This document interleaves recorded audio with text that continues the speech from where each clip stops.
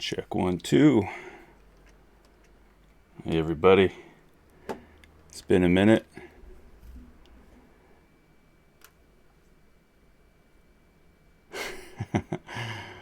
I can't even read the name that's on YouTube there, but it says "Let's start, Suki."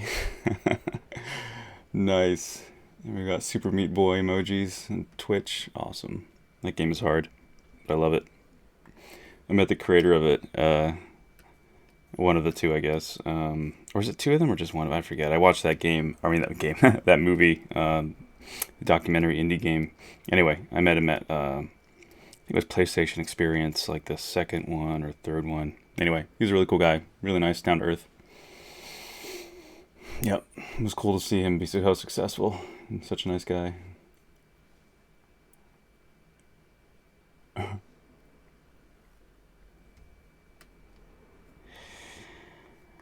All right, folks. Just gonna wait for a few more people to get in here, but I guess I'll just start.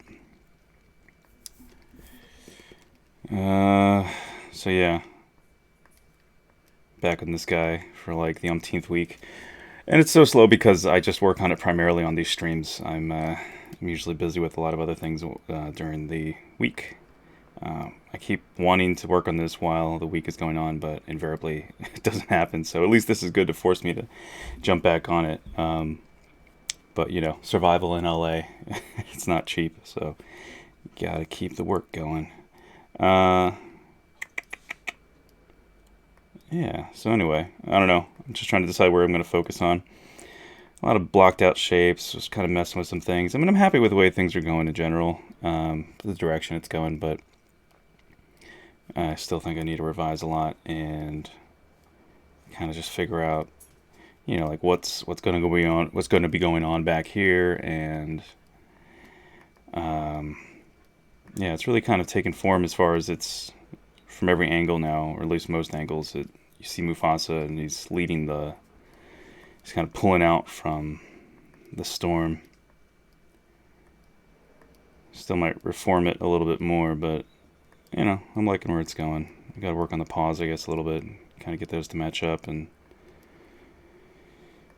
yeah. So anyway, so yeah, if anyone has any questions, please feel free to ask away. I'll do my best to answer. If there's anything simple, basic, elaborate, anything that I'm doing that you have a question about, don't feel afraid to ask, please. A friend of mine was telling me that although some of the things to me are very simple and I'm just kind of clicking through whatever now and then, obviously anyone new to ZBrush is going to be like, what was that? Or what's going on? So if you have that question, or you know, if I'm doing something that you just don't understand for whatever reason, please feel free to ask. I will not judge. Much. Kidding. Yeah, I gotta go back and look up these Lion Paw references.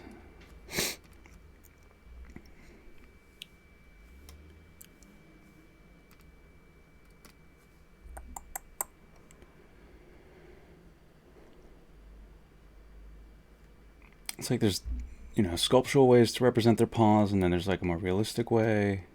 I usually go toward the more realistic, and then I have to make it more, you know, cloud-like, kind of puffy.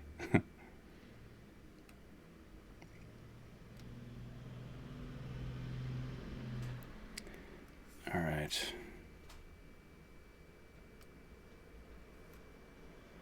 Rohit Roy. Nice, bro. Thanks, dude. It's a slow process. It's always slower when you don't have like a clear roadmap, you know, like when you don't have like a hardcore direction, so it's just up to you. And with something this amorphous, that's where it just winds up taking longer. So I'm like my worst critic. I'm always just like, damn, why is this taking so long? But you know, like I said earlier, if I'm only working on it 2 hours every 2 weeks, obviously it's going to be slow. So apologies to anybody out there who's like, ugh, this again. Eventually we'll be moving on to more different things. Sooner than later.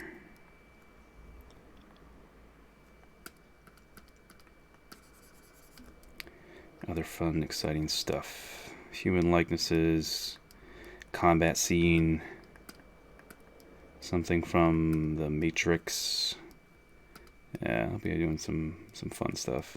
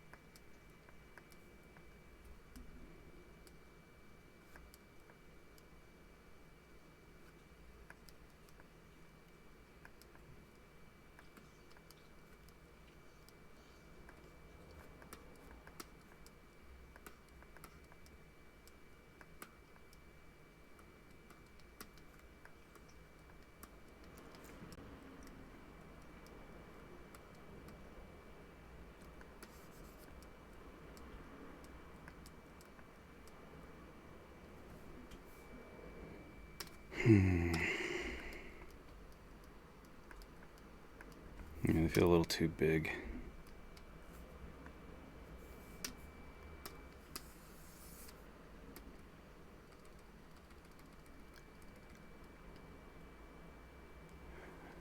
Happy extruder. Thanks, man. Do I think about overhangs when designing for 3D printing?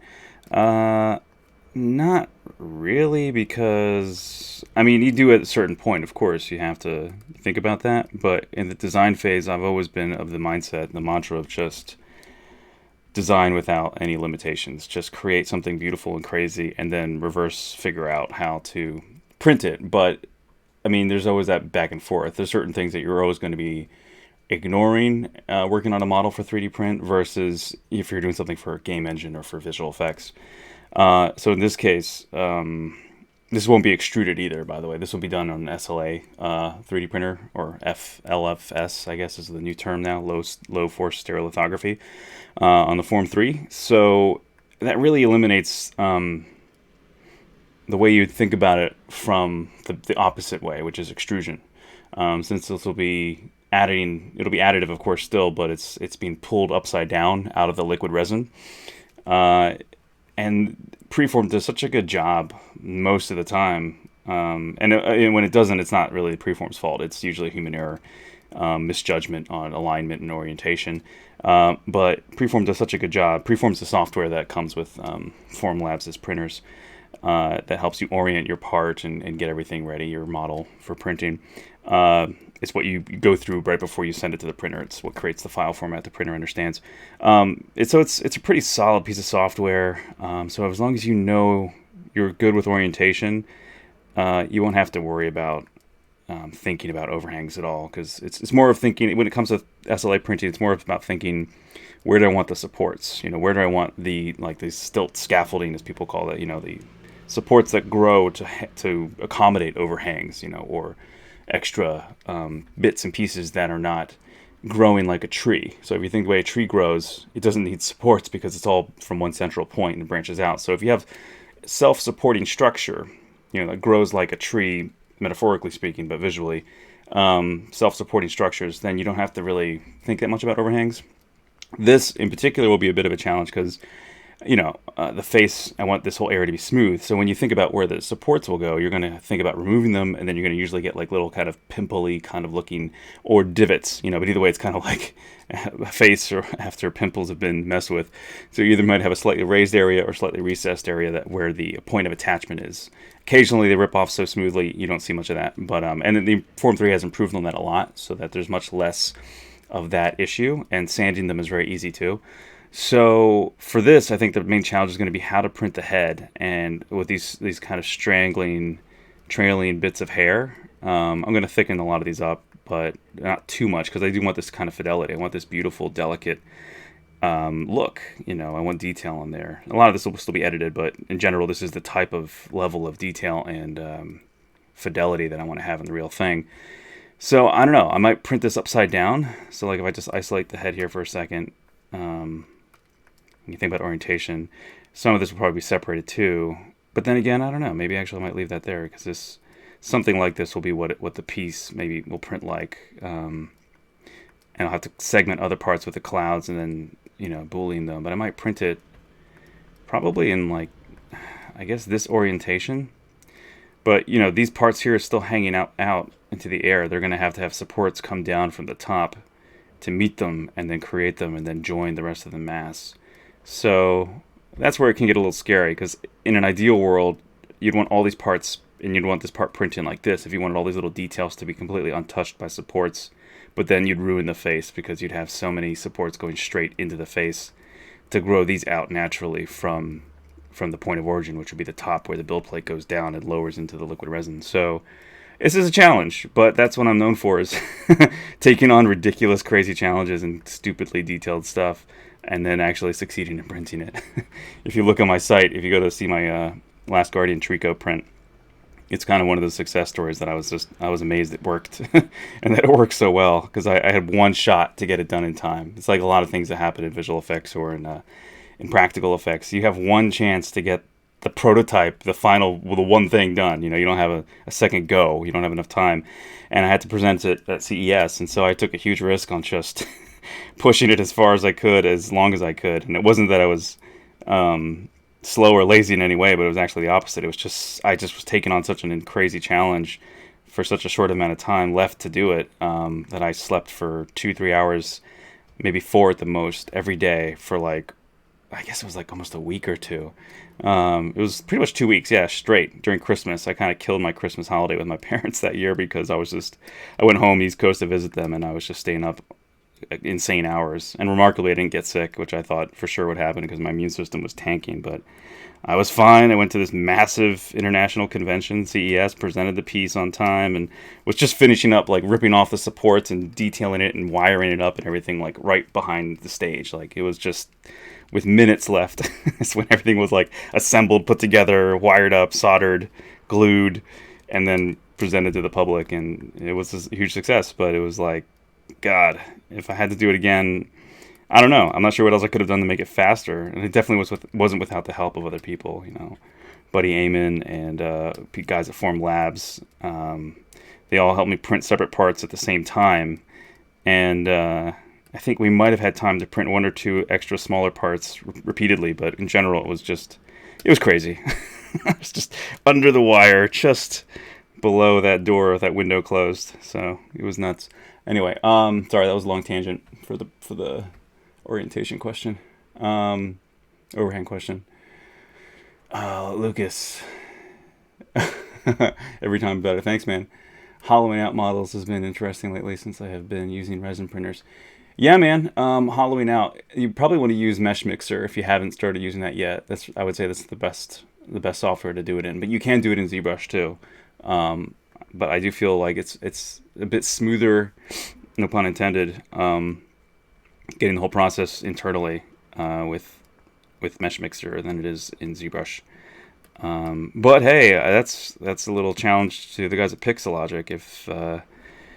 If Ofair and the powers that be would like to maybe look at Mesh Mixer's algorithms or their style of how they calculated internal hollow shell and wall thickness.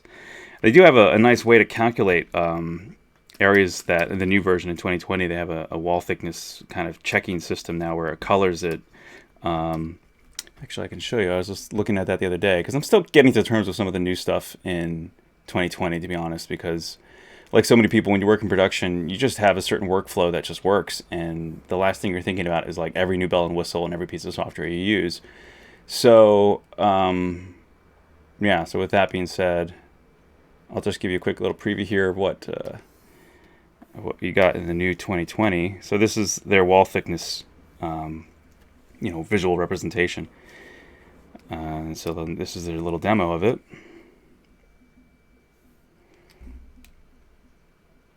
So they got this cute little Pokemon looking guy. And then the it's like a heat map, you know. So you'll see areas there that are highlighted that might be too thin, that might have you know. So that's a great way. You use like a Boolean cube, and you just sort of push it down through. You move it through your model, and you can look. There's the Lion King presentation. You can move it through your model and sort of do the same way, look through the layers just the same way you could in Preform, where you can kind of look through all the, like a sliced version of your model. It's like a CT scan or a MRI kind of thing. My brain goes there because I worked in the medical industry or the medical field, so I think often of what's the word I'm looking for? I often think of parallels between the two. And it's cool. I mean, 3D printing is becoming more and more involved in the medical field for prosthetics, especially, but also for Formlabs has really been pioneering with surgeons previewing surgeries. So they'll do a CAT scan of a child's body, specifically a child, because for better and for worse, we don't have a lot of child cadavers. So when a challenging operation arises and there's a high risk of, you know, like maybe it needs to be like an exploratory procedure, or, you know, certain elements they just won't know until they go in. It's exploratory. They often will now CT scan or MRI scan the child. And the reason why this is so unique compared to doing it for an adult is we have a lot of adult cadavers, so we have a lot of physical reference that we can test on and look at for people who have certain conditions or needs at an adult level. But with children, everything's so much smaller and also can be in different developmental stages. So depending on the condition, it can be extremely dangerous for the child. So 3D printing a real scan of their internal organs that have to be operated on and the surrounding tissues with the corresponding layers in softer material, the physicians can even flood some of those cavities with dyes and coloring and paint so that they can actually know when they've punctured a certain area or they're interacting or intersecting with another part of the body. And so then that allows them to practice infinitely. Sorry, I keep blowing out that mic. It allows them to practice infinitely with 3D printed body parts. So that's something else that's pretty awesome now with 3D printing, is they're really intersecting with medicine. And in prosthetics, I feel bad because this has been delayed now for a while because I was so busy. But I've been on and off working with some wonderful folks from Pixelogic and connected to them for creating dog prosthetics, and I need to finish them for some pups. So apologies to those out there who are waiting on those. But it's exciting times. It's also, again, just a very unknown area because every dog and every animal is different. So all their needs are different. So I had to take a bunch of measurements of some dogs' legs and did a test print. Didn't turn out quite right. I think something happened with the printer. I was using an Ultimaker. And it's something in the software when it processed the parts. It just didn't print correctly, and I have no idea why. So I have to go back and fix it. And that's another thing, is like knowing how much time that's going to take is why it's been a challenge for me to get back to it. But that being said, it's all being done in this space now through ZBrush and 3D printers, and it's pretty incredible that somebody with that knowledge and experience can just have this software, decent computer, and a 3D printer or two, and can do stuff that would have costed, thousands and thousands of dollars and way more time from professionals to do, Or really, I mean, there weren't I don't know how many professional animal prosthetic engineers there are out there, but I'm pretty sure that there's not a lot. So anyway, is that a ZBrush plugin? Good question. Is it? I think it's in Z plugins. Like I said, I haven't even used it yet. Sorry to admit that. What do they actually call it again? Is it called Analyze or Wall Analyze? What is it called? Wall thickness, real-time draft analysis. Oh, that's all of them. Yeah, area collision. Yeah, wall thickness. So, yeah, where is that in 2020? See, I should have looked this up, but I haven't used it yet. I haven't used this because other software does it so automatically. Good question. See, now I feel bad that I haven't explored this, but I should have anticipated someone would ask. Yeah, I don't know. I don't see it. here, and it should be down here or in the W section because this is all alphabetical. Yeah, I don't know. I have to ask the guys, see where it is, or Google it. Where is that? Yeah, well, let's look it up quick. Probably go to ZDocs.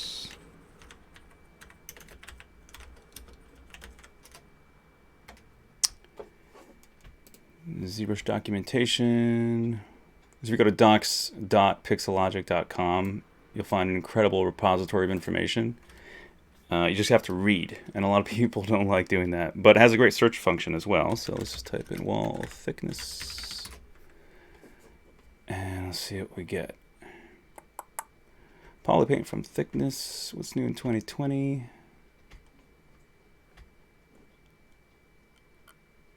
Yeah, so let's see here. Core features, what's new?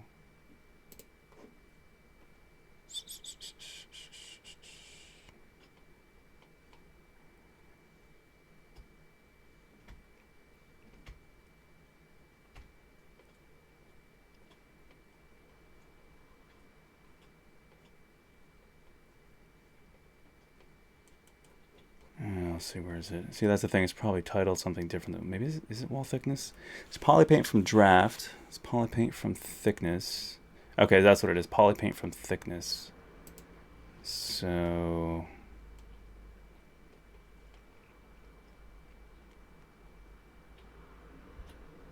okay, so how to polypaint from thickness works. Evaluating safe distances for the mesh wall. So I think you go to. Oh, wait, is that under color? Or where is that? Under, or is that in here? Dang it. So they're talking about it, but they're not showing it. Like where in the menu? From thickness feature.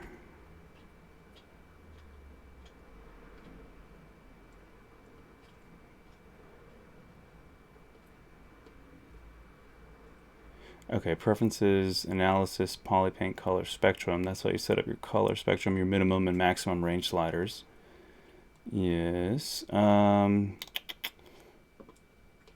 where is the damn polypaint thickness in action? Okay, open light box. Projects, demo anime head. Okay, insert sphere. Dynamic scale master. Sorry, this is taking longer just looking this up. All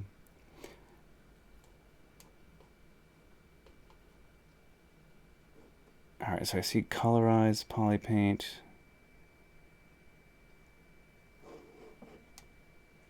But where is that? Oh, wait. Polypaint. Oh, wait, is it under here? Yeah, okay, there we go. All right, so yeah, if you want to do that, you do colorize, and then you'd say from thickness. There you go. So that is where you find it, and then you'd want to do like you'd want to bring in a live Boolean cube to kind of scroll through. But here, this doesn't have any. This isn't hollowed out, so it's not really going to be an accurate representation of that. So I think it's why it's all red right now, is because this isn't really a 3D print ready mesh. I mean, this is just this would print as a solid chunk, I guess. So it's like, do you really want to print that? A giant chunk? And I think it's, why is it red?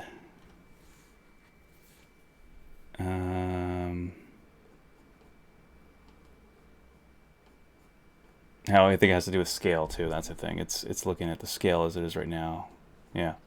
Anyway, so yeah, if you want to start with that, I would say go to your polypaint, and then you do from thickness, and that'll color it that way. And if you want to know more about that, I will send you guys the link right now.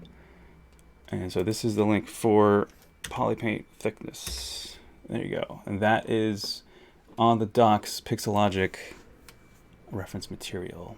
So you can just go there, check it out, and polypaint thickness to your heart's content. I will have to brush up on that myself, just so I can answer questions a little bit more authoritatively, because haven't had a need to use it because there's other software I use all the time for that.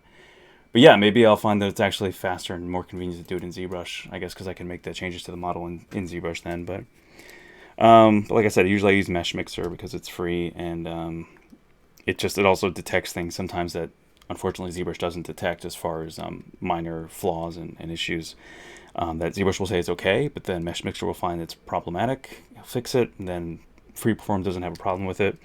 You'll find that certain softwares will find problems and take umbrage with certain issues that other softwares won't, and vice versa. So keep that in mind. It's actually good to go through different filters. So if you go through ZBrush in one way, and then you run it through NetFab or Mesh Mixer afterwards, and then bring it into Preform, if Preform is giving you any errors, you'll find that those other programs will often fix those errors for you if Preform can't, because Preform does have algorithms in it as well that are rather standardized algorithms that correct those problems, but it doesn't always get them all. Sometimes it just crashes because it just can't resolve them, so that's where you have to go into other software and suss it out. Anyway, sorry, wow, long tangent. Let's see, Sculptor at moderate level, I'm missing a P in there. I make characters and finish a character in 3 mil. Is that okay, or should I increase it more? Are you talking about you're talking about 3mm thickness, wall thickness? Yeah, 3mm is fine. I've gone even to as thin as 2, and that seems to be where it's like that's drawing the line. But yeah, I think you can even go thinner, but you probably don't want to make walls, like containing walls of the character, that thin. I'd say 2 to 3 is fine. Yeah. That's definitely, or thicker, of course, but I've definitely proven that you can go thinner as well. Oh, million. Oh, sorry, I thought you meant like, okay, so, all right, back up here. Finished character in 3 million. Oh, okay. So you're asking, is it a finished character in 3 million? Is that okay? Well, I mean, it really depends on the sculpture. Every sculpture is different. Every character is different. You're going to have different needs. So, yeah, I mean, I'm at 11 million just on the paws, but that's also because it goes into the other parts of the body. The head is 1 million right now. It's all relative. It really isn't. There's no like one answer for how many millions of polys you should have as a detailed enough character.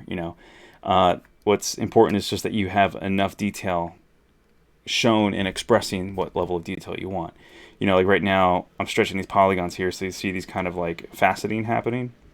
And when it goes to low poly, you really see it when I rotate it. But when I stop, you can see here it's kind of getting that, faceting kind of cuboidal shaping to the smoothness. So I have to just redynamesh it right now because it's already at 11 million, but it's at 11 million because it's counting all this, And I don't need all this in the end, but I just use it as reference for how the body would form, so that it kind of makes me think, all right, well,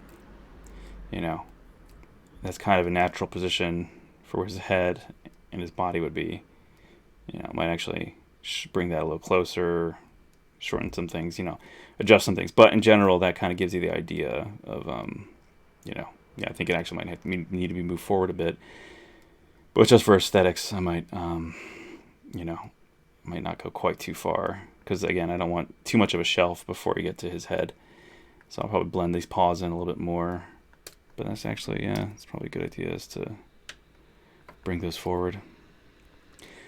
So yeah, sorry, there's not one answer to how many millions of polys you want for your character. It's all about just having enough detail, having enough polygons to get the detail you want, or that you believe is required to represent the details you want represented accurately. And then, of course, it's like, well, what's the end purpose? Is it just a showcase piece for your portfolio? Is this something that you are going to want to animate? Because then you have to make sure you have a low cage version of that and it has the same UV space so you can create the maps from the high version. Can I please teach panel loops in ZWrap? Well, I'm not really on... I'm not really... Okay, showpiece. Yeah, well, even then, I mean, you can even render faster. It depends what you're rendering. I mean, you're rendering it in ZBrush and then going to work on it in Photoshop, or you're rendering it in Keyshot, you're rendering it in Arnold, V-Ray. Like, what's your end? You know, what's your whole pipeline basically? Teaching panel loops. So this piece doesn't really encompass panel loops. I would encourage you to go to Pixelogic's page to go on topic of panel loops. I don't use them a ton. I use them now and then. But if you want to learn panel loops, ZBrush they have so many. I mean, there's so many videos out there on that. I'll probably just link you to one right now, because it'll take a while to explain all the features of it, and I'm not going to say that I'm the expert on every single aspect of panel loops. So it'd be better for you to follow a clean tutorial than it would be for you to watch me hack my way through panel loops. Because I mean, I've used them before, but it's just, you know, the bare minimum just for certain effects that I've wanted, and I would just test it out and go back and forth until I got what I liked.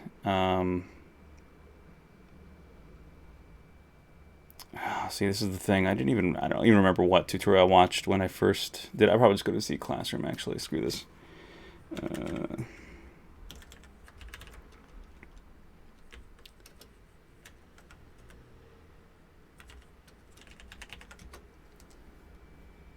Let's see here. All right, yeah, bingo. So if you want to learn panel loops, this is the absolute best guide you can follow to learn, and it'll teach you way more thoroughly than I could in this time. There you go. So that's straight from Pixelogic, and that is on their Z Classroom. So you can go through there, and it takes you from beginner to advanced. It's really, honestly, it's been years since I've used panel loops because I just haven't had a need to for all the projects that I've been doing. Most of them have been organic. So there you go. Yeah.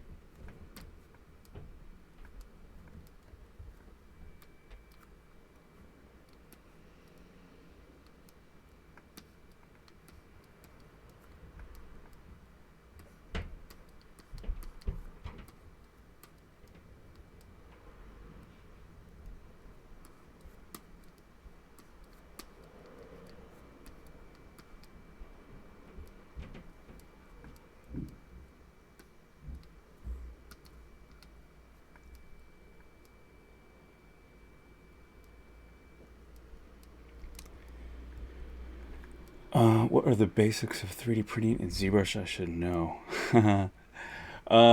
That's like, oh man, so many. The basics of 3D printing. Geez. I mean, where to even start? I mean, that's what we'll be getting to eventually in this piece, but you want to be able to have a watertight mesh. That's probably one of the most fundamental things to know. So for instance, this is a watertight mesh. And if you have doubts, then you could also do like close holes. That's this little button down here. But as you can see, this all has one polygroup color, so there's no holes. If it had holes, and so let's say if I just did this for an example, and then deleted that, you couldn't print something like this because there's an open cavity and it goes inside, you see. So then it's not watertight. So a printer wouldn't be able to look at this and say, oh, I know what to do with this, because it would just analyze this whole thing and see this as a paper thin, you know, it wouldn't even look at this as like a solid piece of geometry. So you'd have to close holes, which is that. Now you see that hole is now purple and sealed. So now this is watertight. From here, I mean, that's the fundamentals. If you really want to know basics about 3D printing in ZBrush, I mean, that's the beginning of it all, is modeling anything. In the end, it has to be watertight. Even if you have two pieces that are going to connect, that you're going to like glue together, or have, you know, be one piece in the end, how they connect is important, but more so it's that they're both watertight to begin with. So there's a lot to that whole process, which I'll be eventually going through as I wrap this up when we get toward the end of the sculpting phase. But there's no really quick, fast answer for that, because there's a lot of different steps you need to take in order to approach something with 3D printing in mind. So this is really just still the design phase. Once design is done, then it's engineering, and that's when we get into the idea of like, well, where these pieces will be intersecting and how they'll be segmented to print separately, what pieces will be joined together, maybe these clouds will all be one piece. So that's the basics. Again, if I could point you to something else, and I'm not doing this to be a dick, so don't think I'm just throwing you off to other stuff. It's just there's so much involved in all these questions you're asking that it's not, there's no easy, quick answer. You can't just say like, oh, it's this sentence or this paragraph. That just doesn't, it's not realistic. So if you go to Gnomon, and I'm going to direct you to, because I taught a master class on this, so it kind of covers everything from beginning to end. So if you want to learn everything and kind of cover the whole thing, this is for anybody who wants to learn at their own pace and go through the whole thing as fast as possible. So you get from point A to point B. Any good tutorials for 3D printing keys and ZBrush for model slots? Happy Extruder. Yeah, this is actually what the link I just sent you for my class. That covers that too, for sure.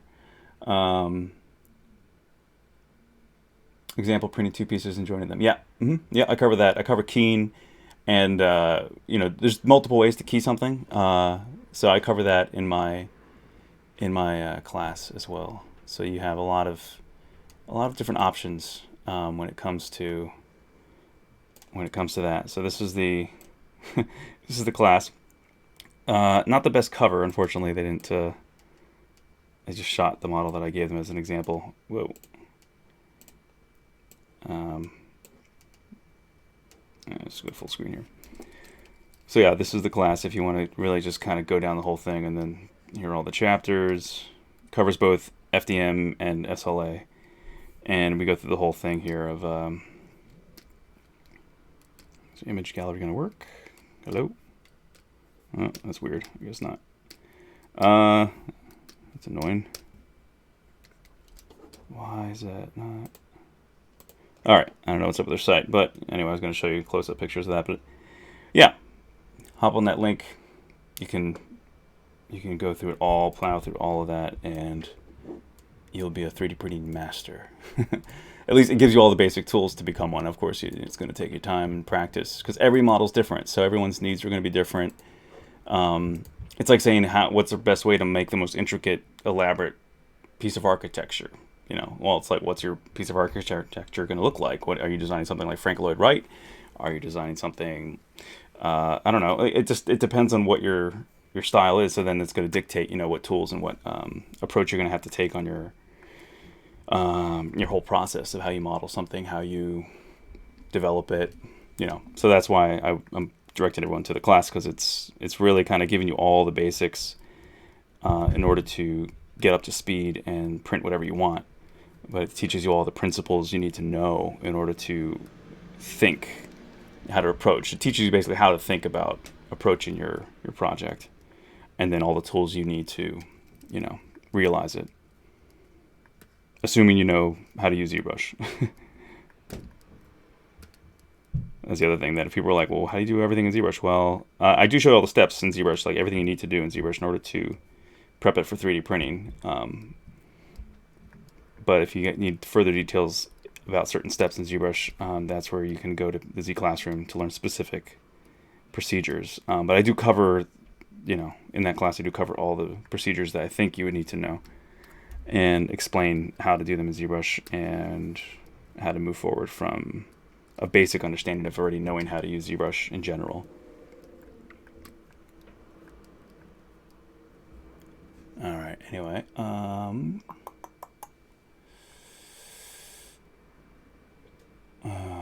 What other questions do we have?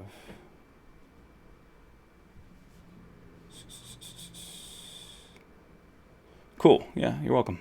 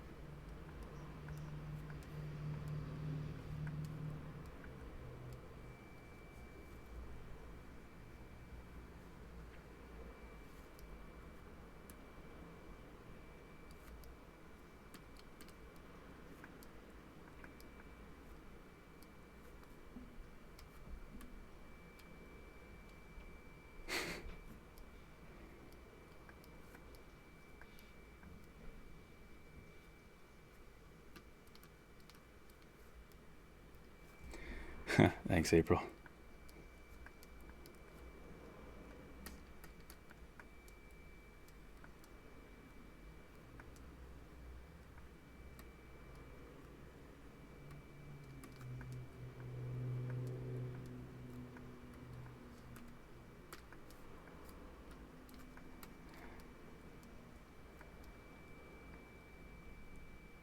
How do you hollow your models in ZBrush? I don't really hollow my models in ZBrush, but I mean, if you wanted to, I guess I can show you a quick way. There's a couple different ways, actually. There's an automated way that is in geometry, if I'm not mistaken. I never use it though, because I didn't enjoy the results that it gave me personally. It was so blocky inside. It's been so long since I've even done it. I don't hollow my mesh in ZBrush typically. I mean, if I wanted to do that though, a quick way to do that, so I'll just show you like a rudimentary way, but it's not exact, and that's why I wouldn't recommend doing it. I would recommend using Mesh Mixer, because it's just more precise, extremely precise. But let's say you have this model, and you wanted to quickly, and you didn't care about exact wall thickness, you just want it to be good enough. What you do is duplicate it, and let's see what's the best way to do that. So we delete layers, or I mean subdivisions, and we could Z-remesh it to get it to be a bit more smooth. I have this on solo, so now we're looking at the duplicate.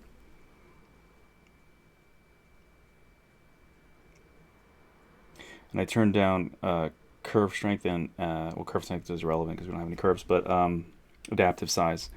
Because adaptive will then try to retain the detail it has now by adding more polys than what you might have designated in this other slider here.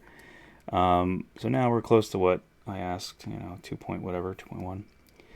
So now we got a rough, more simple version of our mesh. There's a poly frame. And I'll probably then even just smooth this out a bit. Come to deform, and then we'll go to smooth. Where is the smooth? Hello. Or you could even do polish too. Either one kind of works, but smooth kind of shrinks it down a bit. Why the heck am I not seeing smooth? Oh, duh. There we go, down here. All right, hit that a couple times. You can even do inflate inversion, but you got to be careful because that can really invert stuff if you go too far. And if you have very intricate like crevices and you do invert, you do the opposite, negative inflate, it'll do things like, let's see if I can get it to do it. This is actually so smooth it's hard to get it to do. We're kind of seeing it almost in the corners. It'll push like certain areas as it tries to invert the inflate. It'll push, like if there was like a carve in the armpit, it would just sort of push the polygons like this, like all the way through each other. But this might be good enough. So then we turn off solo. So now if you look here, you can see how that is inside the pause completely. And then it runs through, it runs through the back here. And the same, well, you have other models in the way, but yeah. So, I mean, there's that. So then if you had that, let me see, I'll bring this into another little project here so we can look at them quickly. And we select the other one. Insert that bad boy. All right, so here you go. So now you have that. All right, so you have one inside the other, and that gives you a basic thickness because you uniformly shrunk the interior to create the interior walls. So we have double on, but to create an accurate internal cavity, you actually want to flip your normals. So then you're looking inside. So that really shows you how it'll be. We can turn double back on so we can see where the actual barrier is. And then the last thing you want to do is create like a tube for drainage, because you don't want to have a hollow model and have it be sealed up, because that can create pressure. And then the internal pressure will blow out one of the walls, or just kind of explode the model at one point. If you're not careful, it can create like a suction cup effect, and then you just have a mess of resin inside your SLA printer and pieces everywhere, and it's just hell. So we could just do an insert mesh brush. I'm just trying to think of the fastest way to do this to give you the concepts. You know, again, this is all principle stuff, and this is in general how you could do this piece if for whatever reason you just wanted this piece to be isolated just by itself. Where is our insert cylinders? Here we go. So whoop, we just pull that guy out, and I'm pretty sure they're intersecting, but let me just make sure, because we're going to boolean these things together. Okay, barely. So yeah, I think it's probably on the surface. So we'll just move that guy inward a little bit. Ah, sorry, went off screen there. All right. Okay, so now I'll delete that star. Okay, so now we have these guys. Now I don't think live boolean will work unless you have two separate objects, of course. So we're gonna split hidden, whoop, and then turn off the other pause. And now we're gonna do turn on live boolean. Come over here to, this is just a tube for drainage, by the way. That's all this is. It's just to create an open cavity somewhere, and it actually doesn't need to be that gigantic either. You know, again, proportion wise, as long as you have a hole that's around 4 millimeters, I would say 3 millimeters in diameter or larger, or in circumference, that should be fine. Okay, so now we want to go to boolean, say make new boolean. So it's going to look at this, put them together. I think it did it already because it's super fast. And yeah, here we go. Boom. So that is your boolean cavity now. So that's together, right? So that's your cavity. That's your negative space. So now we're going to turn off these guys, turn on the main one. And then we're going to import or insert the cavity. Turn that on. So then you want to select this area here, right? This little half moon. This is subtractive, so it's saying that's signifying that this is supposed to be subtracted from that. All right, so now with live boolean on, you can see right there, there is an internal cavity now. And if I do a nice little hiding of one and leaving the other, actually it doesn't show it that way. I guess I have to do it the other way. So insert a cube. And make the cube subtractive as well. And then just sort of bring that guy on over here. Okay, and I'm going to make it bigger so you can actually see. All right, so this is exactly what they showed in that video I just sent you. So here we go, like layers. So now you can see all the hollow cavities. So this is how you create that wall thickness for your model. So this is the rough and dirty, the quick and dirty way you would do it in ZBrush if you wanted to create a hollowed model. So now I say it's quick and dirty, not the best way. It's not the exact best practices because it's not precise as far as like your wall thickness. So then you could use that whole feature they have of, poly paint by wall thickness. So you could find areas that are too thin, perhaps. Once you have it to scale, you have to make sure it's the right scale. So you have to know what size you want your model at. And I mean, honestly, the way this is right now, the way I did it, this would print just fine, I think. I don't see any real problems. But of course, this isn't the piece that this isn't finished at all. But it gives you the concepts, of course. It gives you the general parameters. So that's how you do that. That's how you'd hollow it out quickly in ZBrush. But like I said, I would do it in Mesh Mixer. It's far more precise. You can say I want 3 millimeter thick walls, 4 millimeter thick walls, and it will analyze your mesh as long as your mesh is finished, watertight, it's ready to go, it's ready to print. All you need to do is hollow it out. It'll let you. It'll automatically create from analyzing the entire mesh a perfect, it'll follow the walls perfectly contorted to each other, 100%. It'll follow it to whatever designated millimeter of thickness you want the walls to be. And then it'll allow you to put as many holes, to drainage holes as you'd like this one. Usually you want at least 2, so it equalizes pressure, because sometimes if you have just 1, it can still create the potential for some pressure to be built as well. It's better. 1 is better than none, of course, but 2 would even be better if you have them on opposite ends. So you'd have like a hole here, and then you might even have like a hidden hole somewhere over here, like underneath one of these paws or something. So yeah, so there you go. That's the fast way of doing that in ZBrush. Not the ideal way, but it is a way to do it, and it would work. But yeah, download Mesh Mixer. It's version 3.5 is the last one they made. Autodesk makes it free. You can do that at their site, and I'll show you that right now so that anyone who wants to use it can. Formlabs encourages people to use it, and it's a great tool. I love it. And it's very easy to use. It's very easy to learn. It's not complex. But you can watch some video tutorials on it as well if you need to. There's a lot out there. So this is the site. This is what it looks like. And they just have a lot of examples of what you can do with it. There's a lot more than hollowing out that you can do.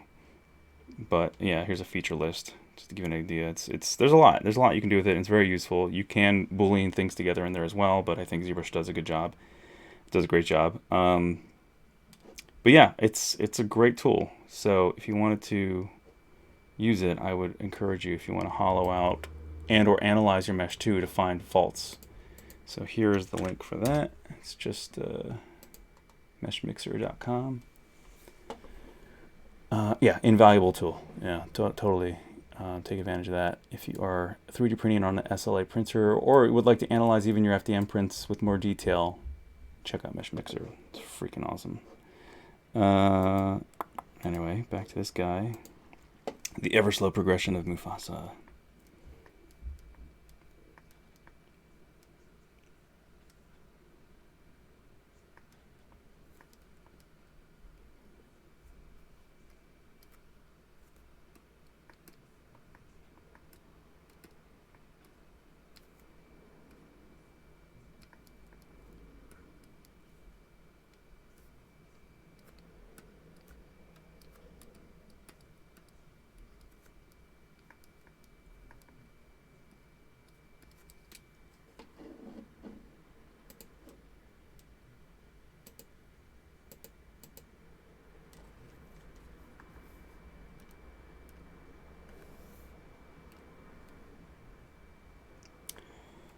Alrighty. Any other questions?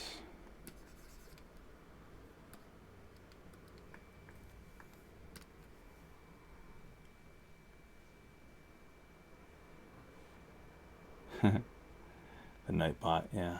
That's Pixelogic chiming in there.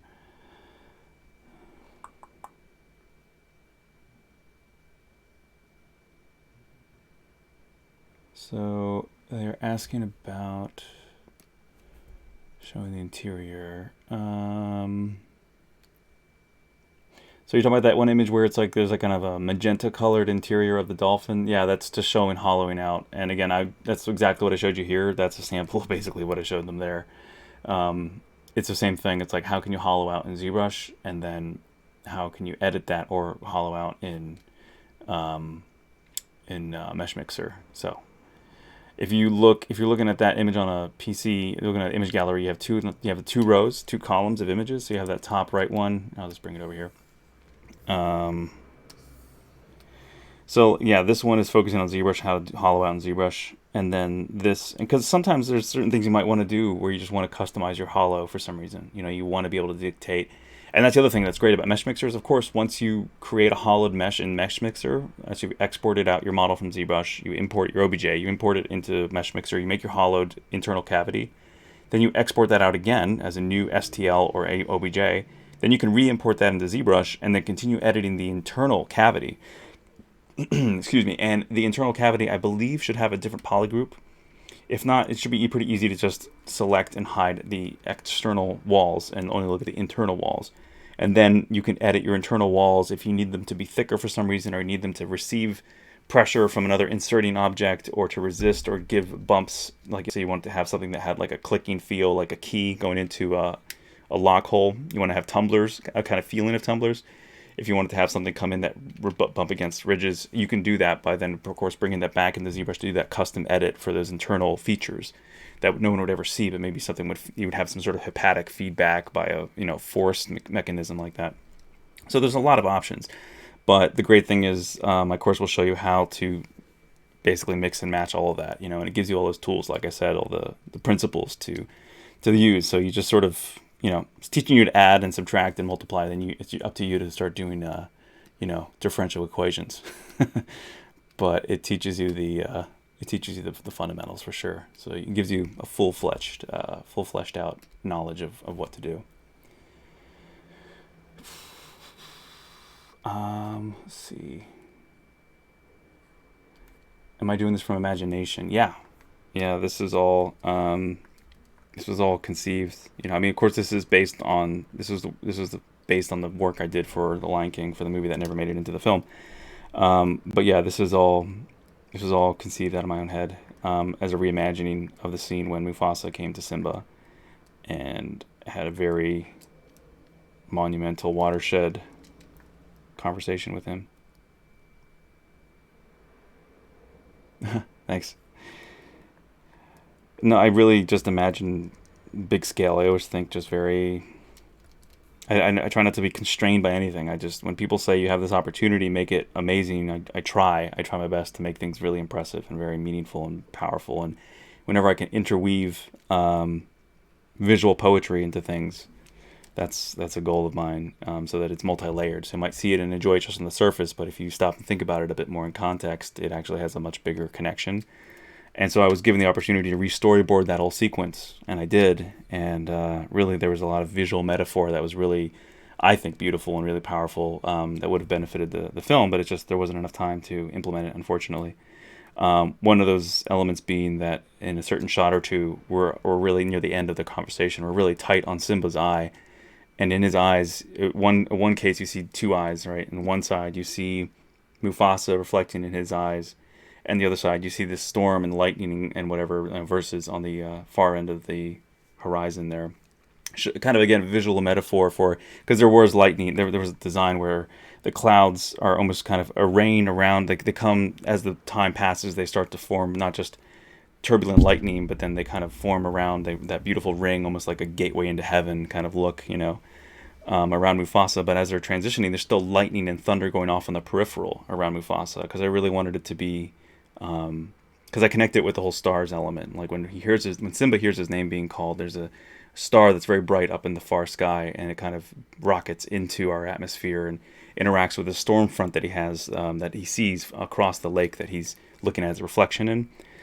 The lightning and thunder all boil up and kind of react with the shooting star, which is of course the soul of Mufasa, and this beautiful white light, like a star entering in, and it kind of has this magnetized sort of effect with a lightning storm, and it kind of pulls up from lightning hitting the ground to lightning kind of going up into the clouds and almost drawing in the soul at the same time. And then it's like, boof, this beautiful kind of puffy, gorgeous explosion of power and light and thunder and lightning. And so, just as the lion is incredibly powerful and intimidating, and yet still has such a beautiful, loving, attractive look, I wanted that same power and strength, and yet like a godly, heavenly father kind of thing, where it's both fearsome and terrifying, and yet also beautiful and very attractive. And so that you have that dichotomy and that emotional kind of mixture going on. And as his presence was manifested in the clouds, they had all this rippling water, almost like a helicopter hovering over an ocean, where you just have these incredibly beautiful ripples, but more elegant than a helicopter. And it would be like this pulsating, almost breathing kind of level of like powerful wind gushes, like a breath kind of constantly going in and out over the lake. And, the water hits the camera, and it was really just elaborate. So I wanted to connect the whole thing when he says to Simba as a kid, look at the stars, the kings of the past are in those stars, because that's like, we never had that connection in the original. He says that to him in the beginning, and then there's no stars. It's just clouds, and he just pops up in the clouds. And there's negative space in the beginning where you see stars sort of filling the negative space of Mufasa, but it's not a constellation. It wasn't Leo. There was no real connection to what he said earlier. So I figured, let's fix that in the new one and have some logic to what he said. So you have his soul being like that star entering our atmosphere, presenting itself, using the clouds as a medium to manifest itself, to have a form, because souls are, in theory, whatever, amorphous. There's no known physical form to them that we can see. And so that uses the clouds to take a form that Simba would recognize, of course, and then has this conversation with Simba. So in the eyes, you see the warring choices that Simba has. The one eye is reflecting the thoughts he has of hedonism and taking his life of just pleasure and self-pleasure and just pursuing that. And then the other one, which is, of course, fulfilling his destiny and doing what's morally right and what he's obligated to do, his duty of being the king. And so I wanted that shown visually without, of course, saying anything about it. Of course, Mufasa's talking about it, though. And then the last shot before they kind of part ways was a really tight on his shot, looking at his father and almost crying. and it was this reflection, the soul of the father reflecting in the windows to the soul of the son. And so there's a kind of that metaphor going on. And then his father washes away in a anvil cloud storm system. So I looked at actual meteorology and actual storm systems and the way they actually look and form. And so then I found one that had this incredibly, the anvil cloud storm system has this incredible, beautiful array of clouds that kind of pull up and then hit a mantle. And so they have a certain mantle, a certain layer in the stratosphere or the atmosphere, and then it transitions upward. And as it got to a higher end in the atmosphere, I had it actually kind of reach the curvature of the Earth in a sense, where the light would actually, the sunlight could actually hit. So it was, of course, storyboarded at nighttime, so you saw the stars. But the clouds, his mane is what formed the clouds to reach up so high that you see this orange light then of the sun kind of just glazing over it, and it has this beautiful color change from orange to blue to the dark night sky. And that's how he kind of pulls away from Simba. He kind of goes upwards, and the hair, the fur, the mane kind of washes over his face as he kind of blows up into this, well, flows outward into this beautiful, cloudy storm system, and kind of just goes away. So that was the whole, I think. It was really elaborate, really beautiful. I did all the storyboards that looked photoreal, nearly. But unfortunately, it's all under MPC's, whole lockdown. So I could never take the files out, so I can't show you guys. But I've thought about using this model to recreate some of them just as a, it wouldn't be exactly the same, of course, but it would be the same, from the same brain, so it would have the same look. And, I use all these credible filters and plugins in Photoshop to really create, like the Null Light Factory and some really beautiful flares and light and color and all that. So anyway, so that's, where all that kind of came together in the end for the storyboards. So just a real bummer that it wasn't being able, we didn't have time to put that all into the film. But, they looked at it, and it was like last month of production that I was brought on board. And that's why it wasn't, used in the film, because they knew they saw how involved it was. And they're like, it's beautiful, but we love it, but there's just unfortunately no way we can put it in the film in the last month, because they would have needed so much work to simulate all this, because this was supposed to be pretty much the final form of what was supposed to be the container for a Houdini simulation. So if you know the program Houdini, it's incredibly detailed. You can do amazing volumetrics, but you need to have time to do all that, and to do iterations and cycles, and get art directors in there and have the director critique it and modify it. And so anyway, we needed a good 3 months more, and unfortunately I was brought in too late. So that's why this whole sequence I designed never made it to the film, which is a real bummer, because I think it would have benefited that scene a lot. I think that's the one scene where a lot of people were disappointed, or at least it was a shame that it was just such a amorphous, blobby, just you can barely lightning kind of forms Mufasa. But not to knock everyone's hard work, but I feel like that scene, that's why they brought me in, is because they couldn't figure it out. They couldn't figure out how to make it look right, and not too much like a lion, but not too vague. So it's just a bummer. I don't want to knock anyone's work, because everyone did great work on that movie. But yeah, it's just a shame that I wasn't able to contribute to the final product. But such is life. It's not atypical of movies where some very enjoyable, beautiful work never makes it to screen. It's probably more common than not, actually, unfortunately. Anyway,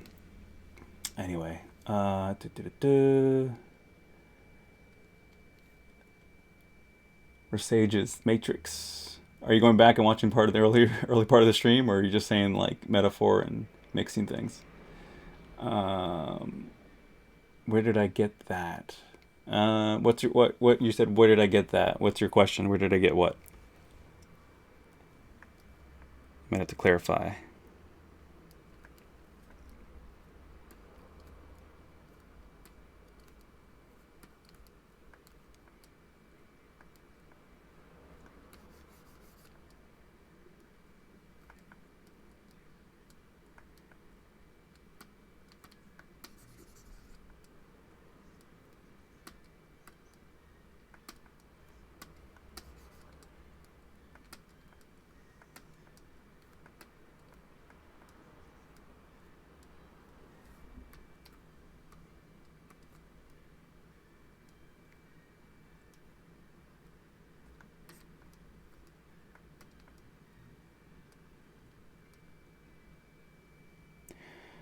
Versagas, you gotta You gotta clarify what you mean.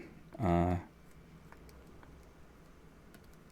not sure what your question is.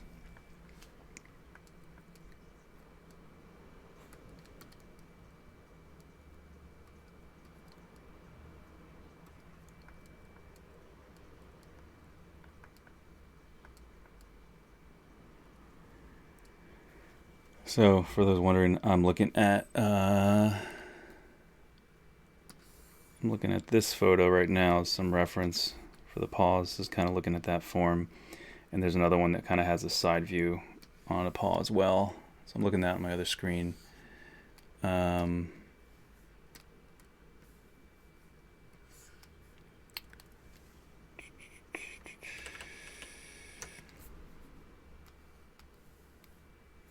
So this is what I'm using just to kind of have some reference, just to see the way that the paws look from different angles. And I have, the Google image search open on other windows as well, so I can get a good look at what the paws kind of look like on a lion.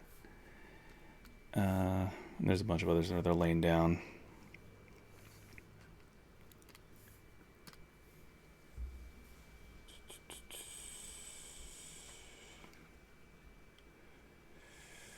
Hey, so Myron Priest. Hey Daniel, what card do you recommend using ZBrush starting out? Thanks. What video card? Yeah, video cards are right now still irrelevant to ZBrush. It runs strictly on CPU and RAM, so you don't need a great GPU to run at all really. You don't need it to run ZBrush at all, which makes ZBrush awesome because you can run it on a very weaker system computer-wise, and then a lot of other programs which do benefit from GPUs, video cards. So I would say it's just if you're building a computer or you're looking at buying a laptop, whatever, just whatever maximum amount of RAM you can afford and the highest end processor you can get, invest in those, and ZBrush will run like a dream.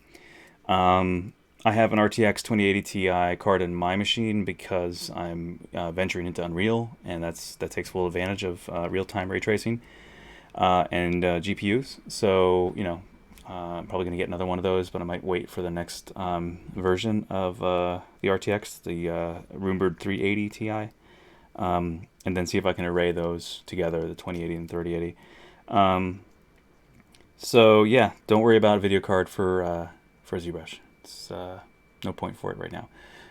But yeah, video cards are awesome. NVIDIA is making some of the best right now, so definitely look at picking one up if you want to do real-time ray tracing in programs like Unreal, or even rendering in Keyshot now takes advantage of real-time ray tracing GPUs.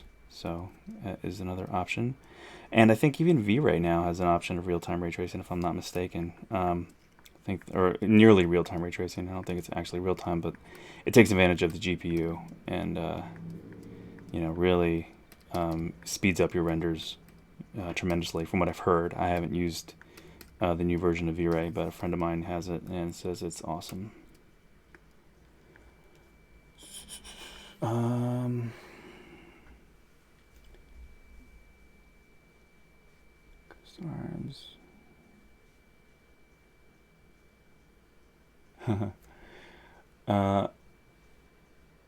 So you're talking about, there's a TFG_85 on YouTube. Let's talk about, I guess, lions. Thinking there were lions in Europe at one point. I mean, hey, we were all connected at one point, right? I mean, Pangea. So, the whole planet was one gigantic supercontinent, one gigantic super island way back in the day.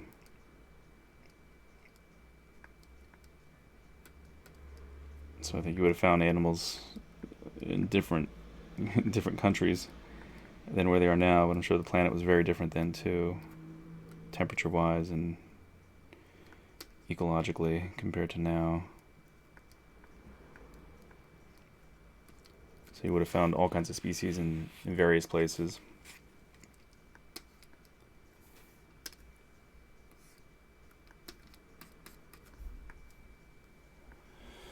Let's see. Priest says, I got a 9700K, 32 gigs of RAM, just building it right now. Nice, yeah, 32 gigs is good. If you can do 64, it's better. If you can do 128, obviously even better still.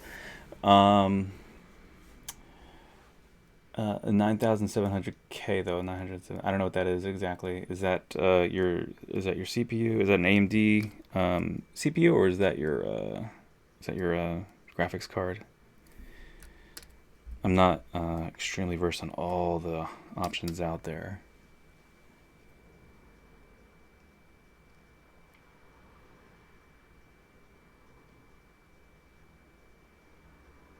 Just wondering, Sculptress, just basically, it's a little broken there. If you want to clarify, a little broken English. Or broken writing, I guess. I was missing some words, maybe. You're just wondering about specs, and you're working in Sculptress? Starting out in Sculptress?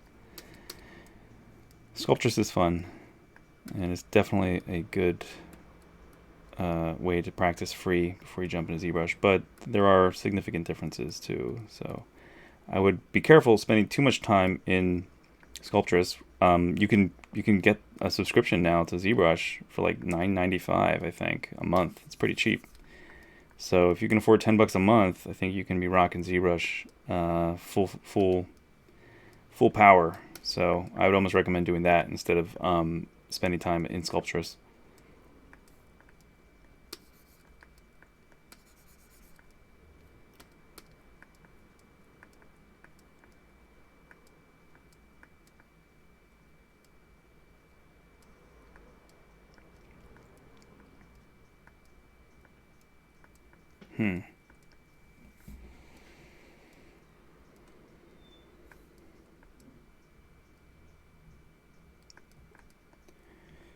I think I'm liking those better now. Sorry for all the little noodling. It's just the form is paws, or they have it's like everything in anatomy. They have a certain elements that kind of make them look right when you look at the real thing, and then obviously we're doing some embellishment here because it's going to get all puffy, but I just wanted to get them somewhere where I felt a little better about them.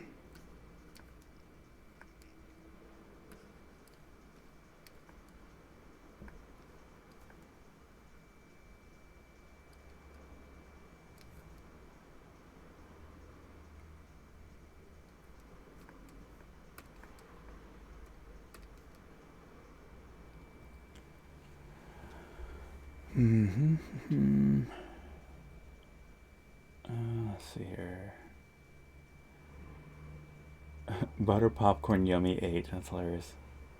Let's take it as Xeon or Threadripper if you're gonna be hardcore rendering. For small renders, I think 97K is good. Good with a GUD. I would caution you with the AMD Threadrippers and whatnot, only because I've read that people have had some issues with them in the past, and I know that a lot of software will run perfectly with no problems on Intel chips, but they are more expensive.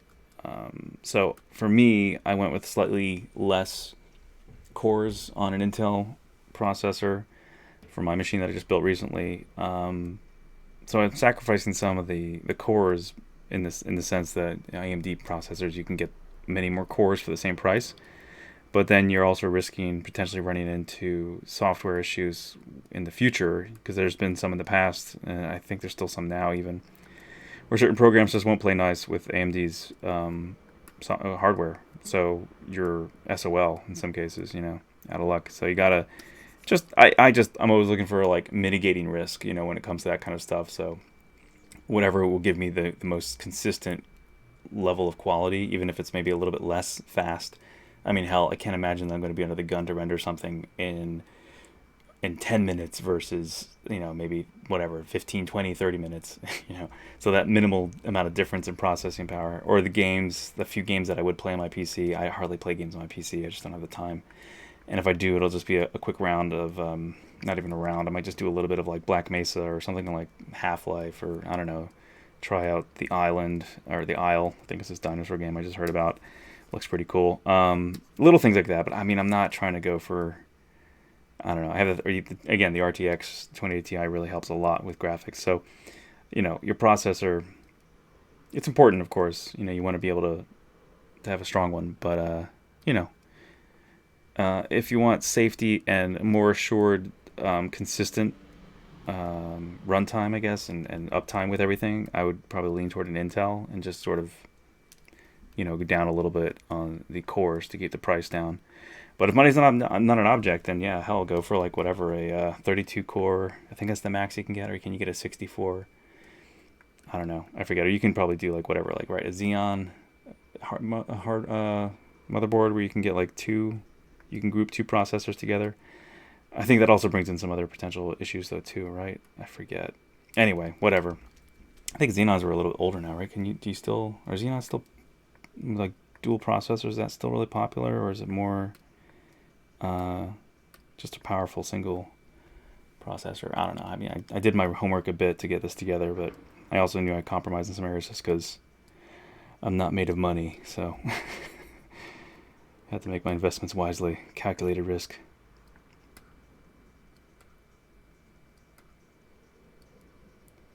But no, it's definitely worth the investment too, guys. I mean, I definitely spent a pretty penny on my machine because I knew I wanted to future-proof it for a while, where I wouldn't be working on it and thinking, man, why didn't I spend just a few thousand more and just really make something stupid powerful?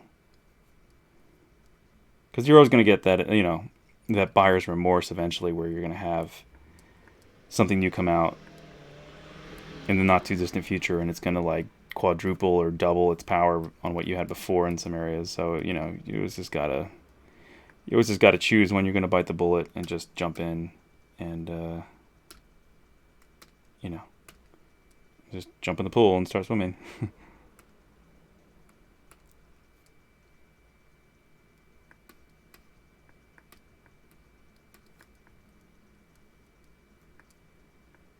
All right.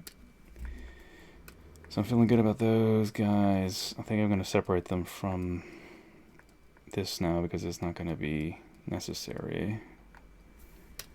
And then I'm going to retopologize them and start sculpting on them to get some more cloudy-like looks.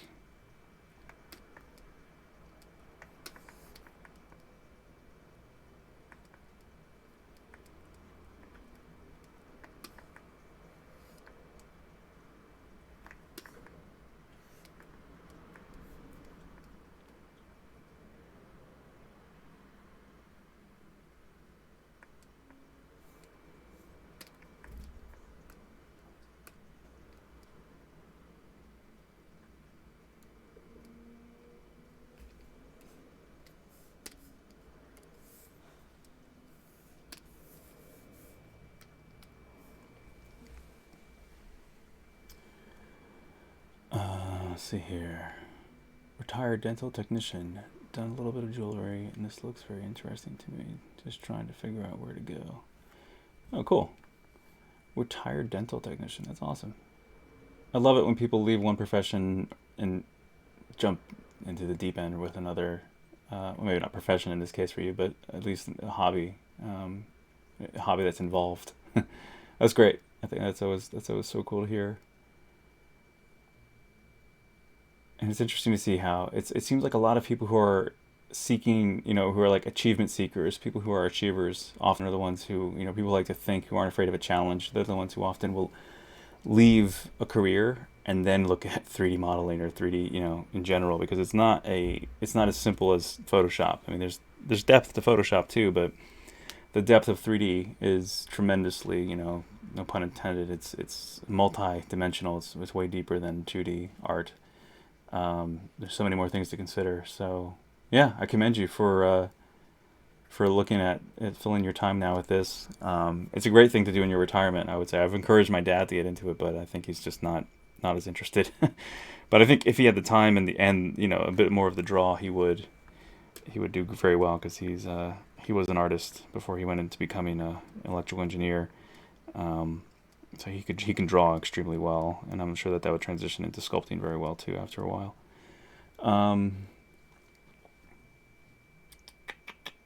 Myron Priest. Butter popcorn yummy 8. Do you subdivide or Dynamesh?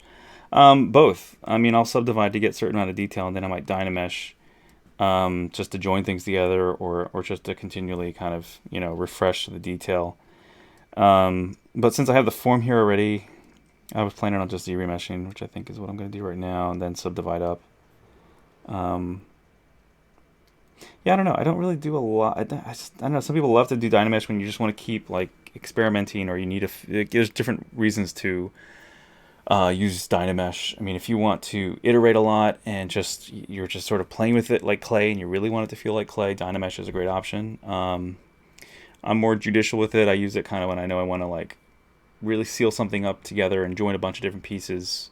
But there's also times where it's like I know I don't want to lose any details, so then I'll just live boolean those elements together because I have them in very close poly counts.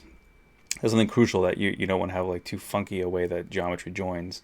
Meaning, if you have like really low topology and then something really high topology, and you want to boolean them together, that connection could be really weird because your poly counts just don't line up.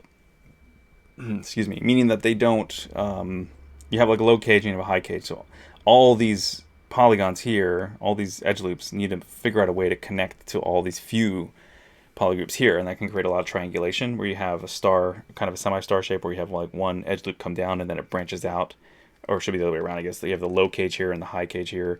Your low cage will have a bunch of points come together, or it will come together at one point and then spread out to be many, you know, to join up to the many other polygons on the receiving end that you're booleaning them together. So you want to have two models or two objects that have very similar general poly counts so that they connect and they boolean together much more smoothly, so the union doesn't look weird.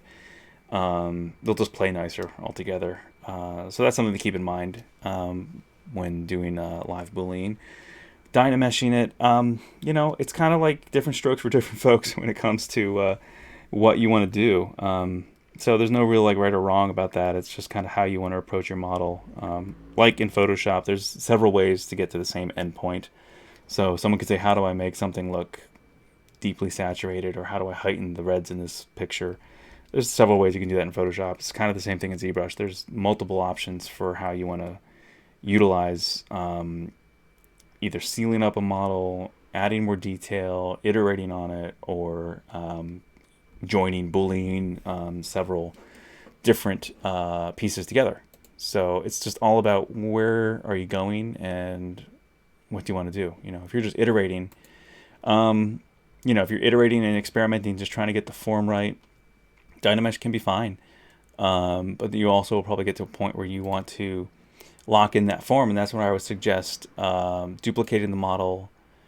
You would then Z-remesh it, so you get a lower cage version, so you can have subdivisions, then subdivide that lower cage up, and then project the detail from the Dynamesh version onto your more clean topology, orderly subdivided model. So then you can always have other options, like you can drop it down to lower subdiv to make gross, large-scale movements on the form if you need to, adjustments, and then go back up to the high res. It's just easier on the computer. It's easier for you to manage, gross, large-scale movements. And then it also gives you options for creating maps if you wanted to render it. It just gives you more control, I think, when you have subdivisions. And you've projected the detail from your Dynamesh. So just something to think about. But yeah, so there's always different options and different ways of approaching the same challenge. So with these guys, I don't need to close them up right now, so I'll just leave them open, hold. And yeah, so like I was saying, in this case, I'll just duplicate and Z-remesh and see what we get.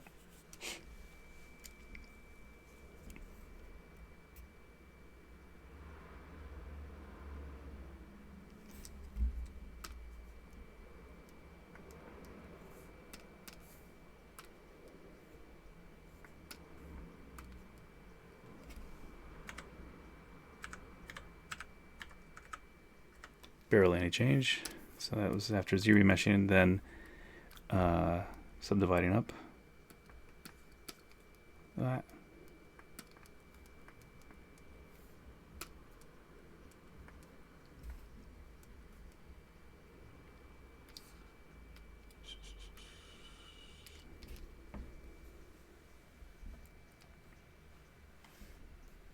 And let's see, I'm just going to create a folder. And then I'm going to store a bunch of these parts together. And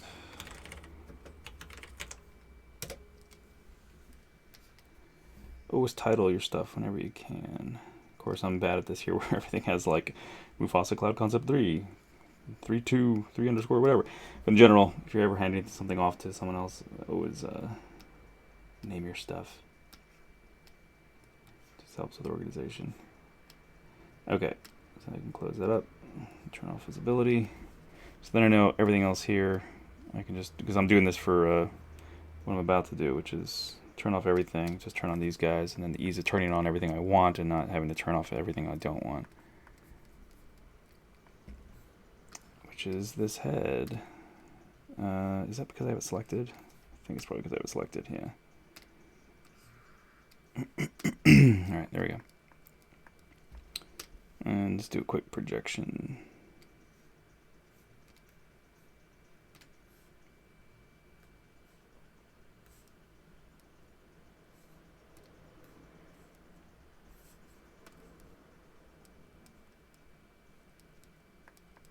Not that there's extreme detail to capture, but just want to kind of get those nuances. I feel like it's, yeah, it's right there. It's pretty much intersecting everything. But if you want to capture them a little bit more, there is the wonderful ZProject brush. So we can just run that here. Sometimes you can do an add. Usually subtract because I want to kind of get that crevice, but I think it's, yeah, it's not much of a difference. All right. Stop wasting time on that. And make those not visible, put them back in the spare parts folder. There we go. And all right, I'm going to do as I say.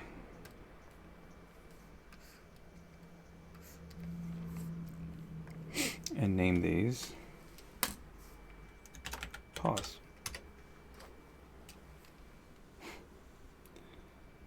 Yeah, I guess I can get rid of that too for now. I'll call that, what is that, chest, I guess.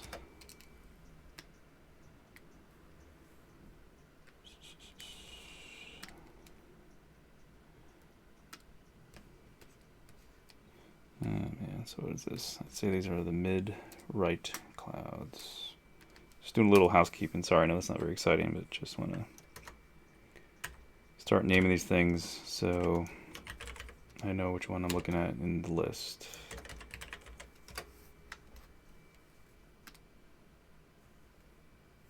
I'm going to call these bottom left clouds. Oops.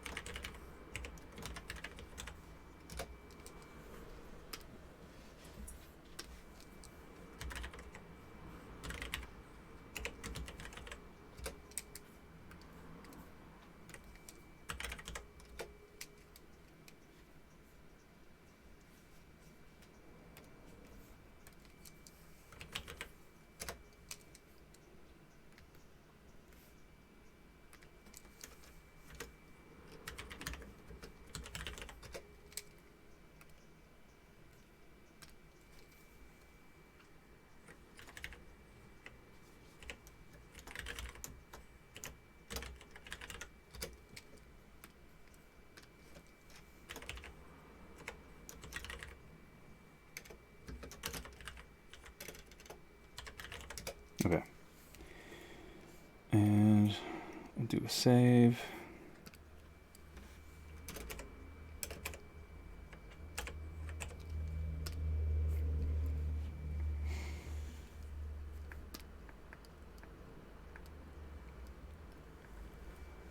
Any more questions, anybody?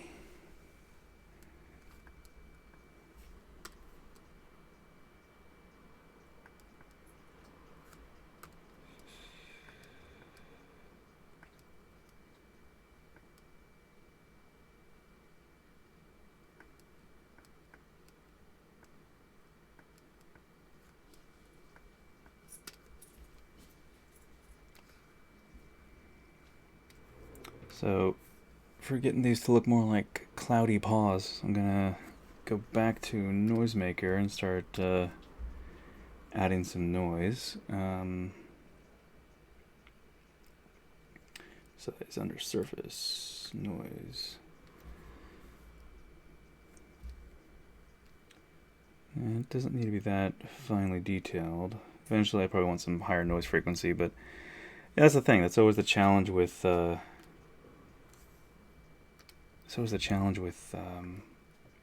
thinking about sculpting clouds is how do you represent them,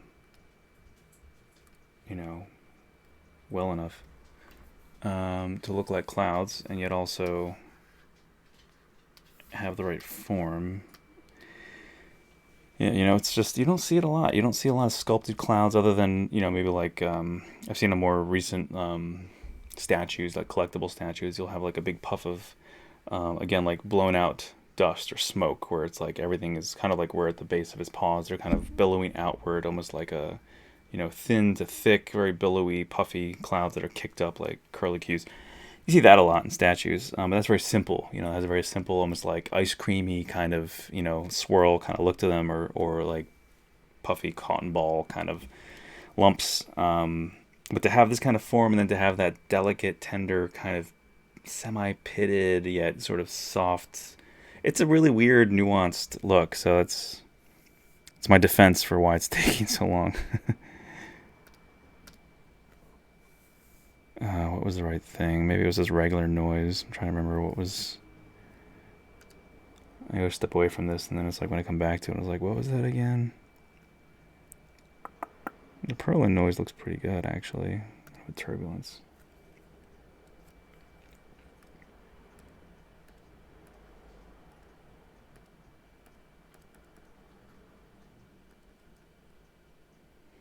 Could be a combination of several of these, really.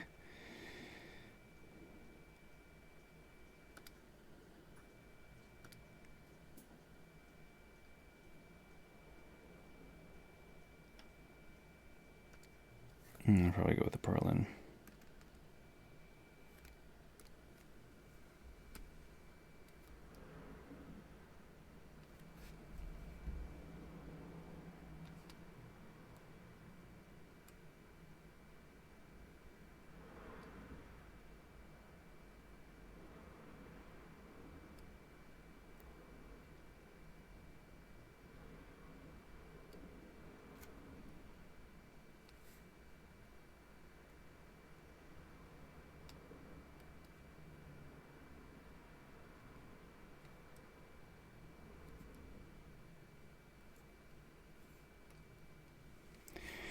Alright, so that's just basically adding what will be a mask.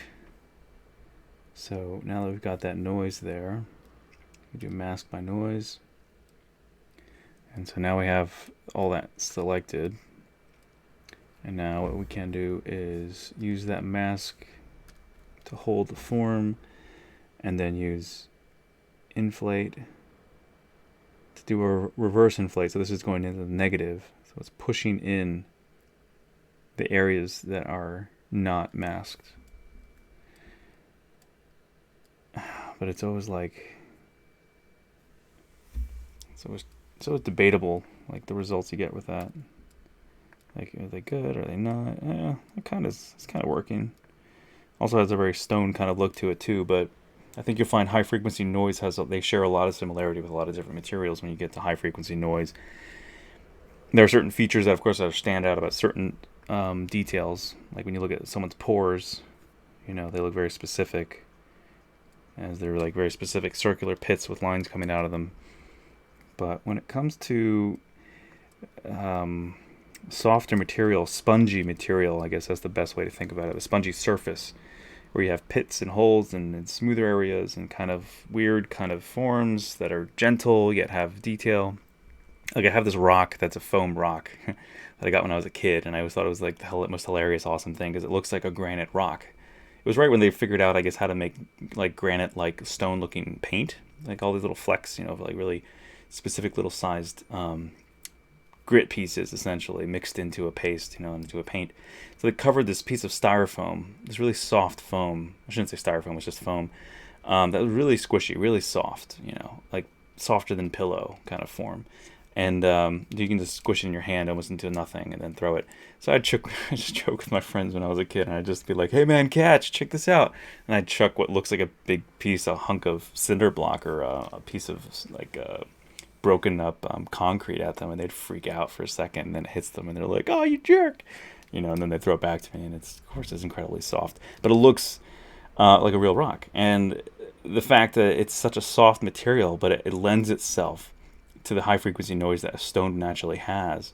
It's just to me it was just kind of it's one of those mind fucks kind of. It's just one of those like total it blows your mind a little bit. And when you look at the high detail of something that we think of just as a rigid form only, but when you really stop and look at the world, you'll find that a lot of those patterns repeat themselves in completely different or like opposite materials. So in this case, something that's very airy, that has a lot of space in it, would be foam, and it has all these. So its surface shows that by having all these little pits, But then you could think of something that has that same kind of form. It could be stone, or it could also be actual coral or sponges from the ocean. Again, actual sponge from the ocean has that same kind of look. Where if you painted it like a rock, it would look like a rock. So anyway, just interesting to think about when you're looking at high frequency detail like this on forms. You could say this is stone, but then if I start adding wisps and a little bit more undulation, kind of like what's going on here in Mufasa's, well, not there, in Mufasa's mane, like right here, for instance, where my cursor is. It's all about the context too, like what it's connected to and what the surrounding elements are that kind of cues your brain into saying, oh, that's a softer form or that's a harder element, material. So we were just looking at these alone, and I left them as they are. You probably lean more towards stone, but as I would mash or meld them a little bit more into the underlying clouds below it, and then I maybe have some wisps pulling off, kind of like what's going on here in his mane, very gentle ones, you'll get the feeling that, oh, these are clouds, and it'll have that feel. Oh, sorry, Myron Priest. Yeah, you create beautiful work. Thank you for your time. Oh, sure, my pleasure. I hope you're still here to say goodbye. If not, maybe you'll see the stream later. Thank you, though. Thank you for the kind words. I appreciate it.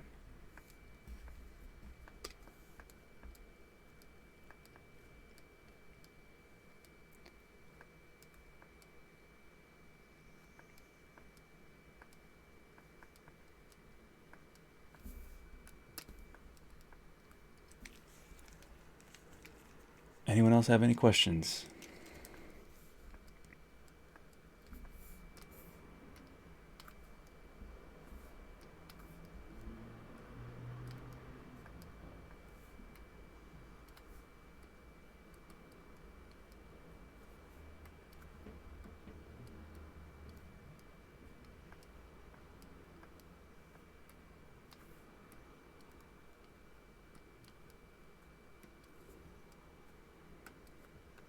And for anyone who might be a little, I don't know, bored or curious, if you'd like to see more of my work, if you haven't yet, please feel free to take a look at my site, and maybe you'll find something you like. You can also follow my work on Instagram.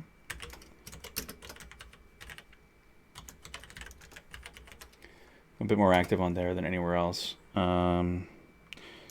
Twitter.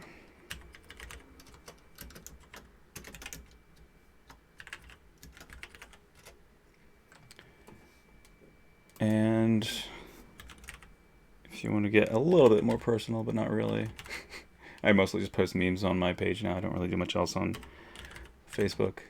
There you go. I believe that's right. I hope that's right. Yeah.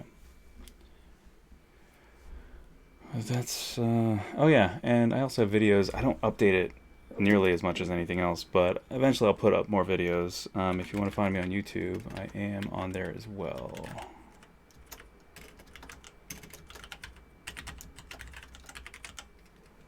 And I believe that's right.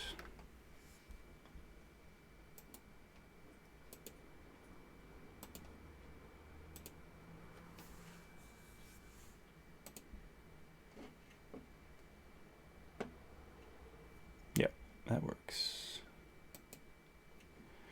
And each of those probably has something that the other one doesn't, so feel free to gander at each of them if you like. Gander? Who says gander? Take a gander. I'm just a walking thesaurus. I have so many random words.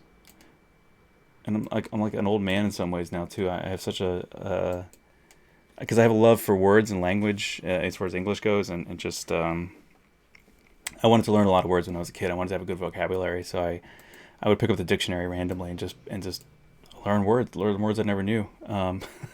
Sometimes just flip to random pages. My sister would even attest to that. She was like, "You're the weirdest kid." But I heard someone else intelligent doing that when I was younger, and I thought, "Oh, that sounds like a good idea," and whatever. So now I'm like an old man where I'm bored, and if I really have nothing else to do, meaning that I'm stuck somewhere waiting for something, or all I have is my phone, I've made it a little entertaining. I've just started doing crossword, like a crossword puzzle mobile app game. It seems like the most boring thing ever. I mean, it sounds like it, but it's pretty entertaining, actually. I don't know why. Maybe again, I'm probably just turning into an old man. Because I would never do crossword puzzles when they were in the newspaper. I would never do them. Never. It was never interesting to me. It always seemed boring and just like, dude, I'd rather watch paint dry. But now, and it's really not like there's crazy graphics or anything to it. I mean, it's just it's very much like it's a crossword game with just some beautiful photography behind it. But that's it, like landscapes and whatever. But when I'm bored and I'm stuck waiting for somebody, or I'm in an Uber or a Lyft, and I'm not having some sort of dynamic conversation with the driver, I'll just break out this game, and it's become my addiction. It's just figuring out words, and the interesting crazy thing with the game is that it gives you it's not crazy. It's just I feel like this is crazy. I'm talking about this because it's just random, but it gives you a set number of letters, and you have to be able to fill out all the crossword puzzles with the limited letters you have. So in a sense, it's kind of helping you, but it's challenging because it stretches your brain to say, well, what other words can I write with just these 7 or 6 letters? And at times it's incredibly frustrating. And so you'll be racking your brain. But there's no easy way to even search for that. Like, what words can you spell with only N, 2 E's, S, R, and H? I mean, maybe there's some sort of generator out there now online that could do that, but I haven't cared to look, so I just keep exercising my brain that way. But just being aware of that and seeing my grandmother, she's going through Alzheimer's. When I was home for the holidays, she didn't remember me at times. She'll forget who I was, or there'd be this kind of deep memory, like she'll know the emotional response she has to me. She'll register that subconsciously, and then she would have this positive emotional reaction to me all the time, but she wouldn't remember my name. My mom and dad would say, "Oh, what's his name?" They'd ask in Spanish, and she'd smile and kind of have this sort of like appropriate, polite kind of expression, this micro expressions and funny facial adjustments, but you can see that it's not clicking. And she would just be like, she'd smile and then kind of looked at them and sort of whisper like, "No say, I don't know." And it was funny but kind of sad at the same time, because it wasn't surprising. At first it was like, oh wow, she's going through this, a couple of years ago when it started, but now it's sort of just, we've learned to roll with it and deal with it. But it's hard. I mean, I think it's harder, of course, for my mom and my dad, especially my mom, because it's her mother, to watch her mom go through that.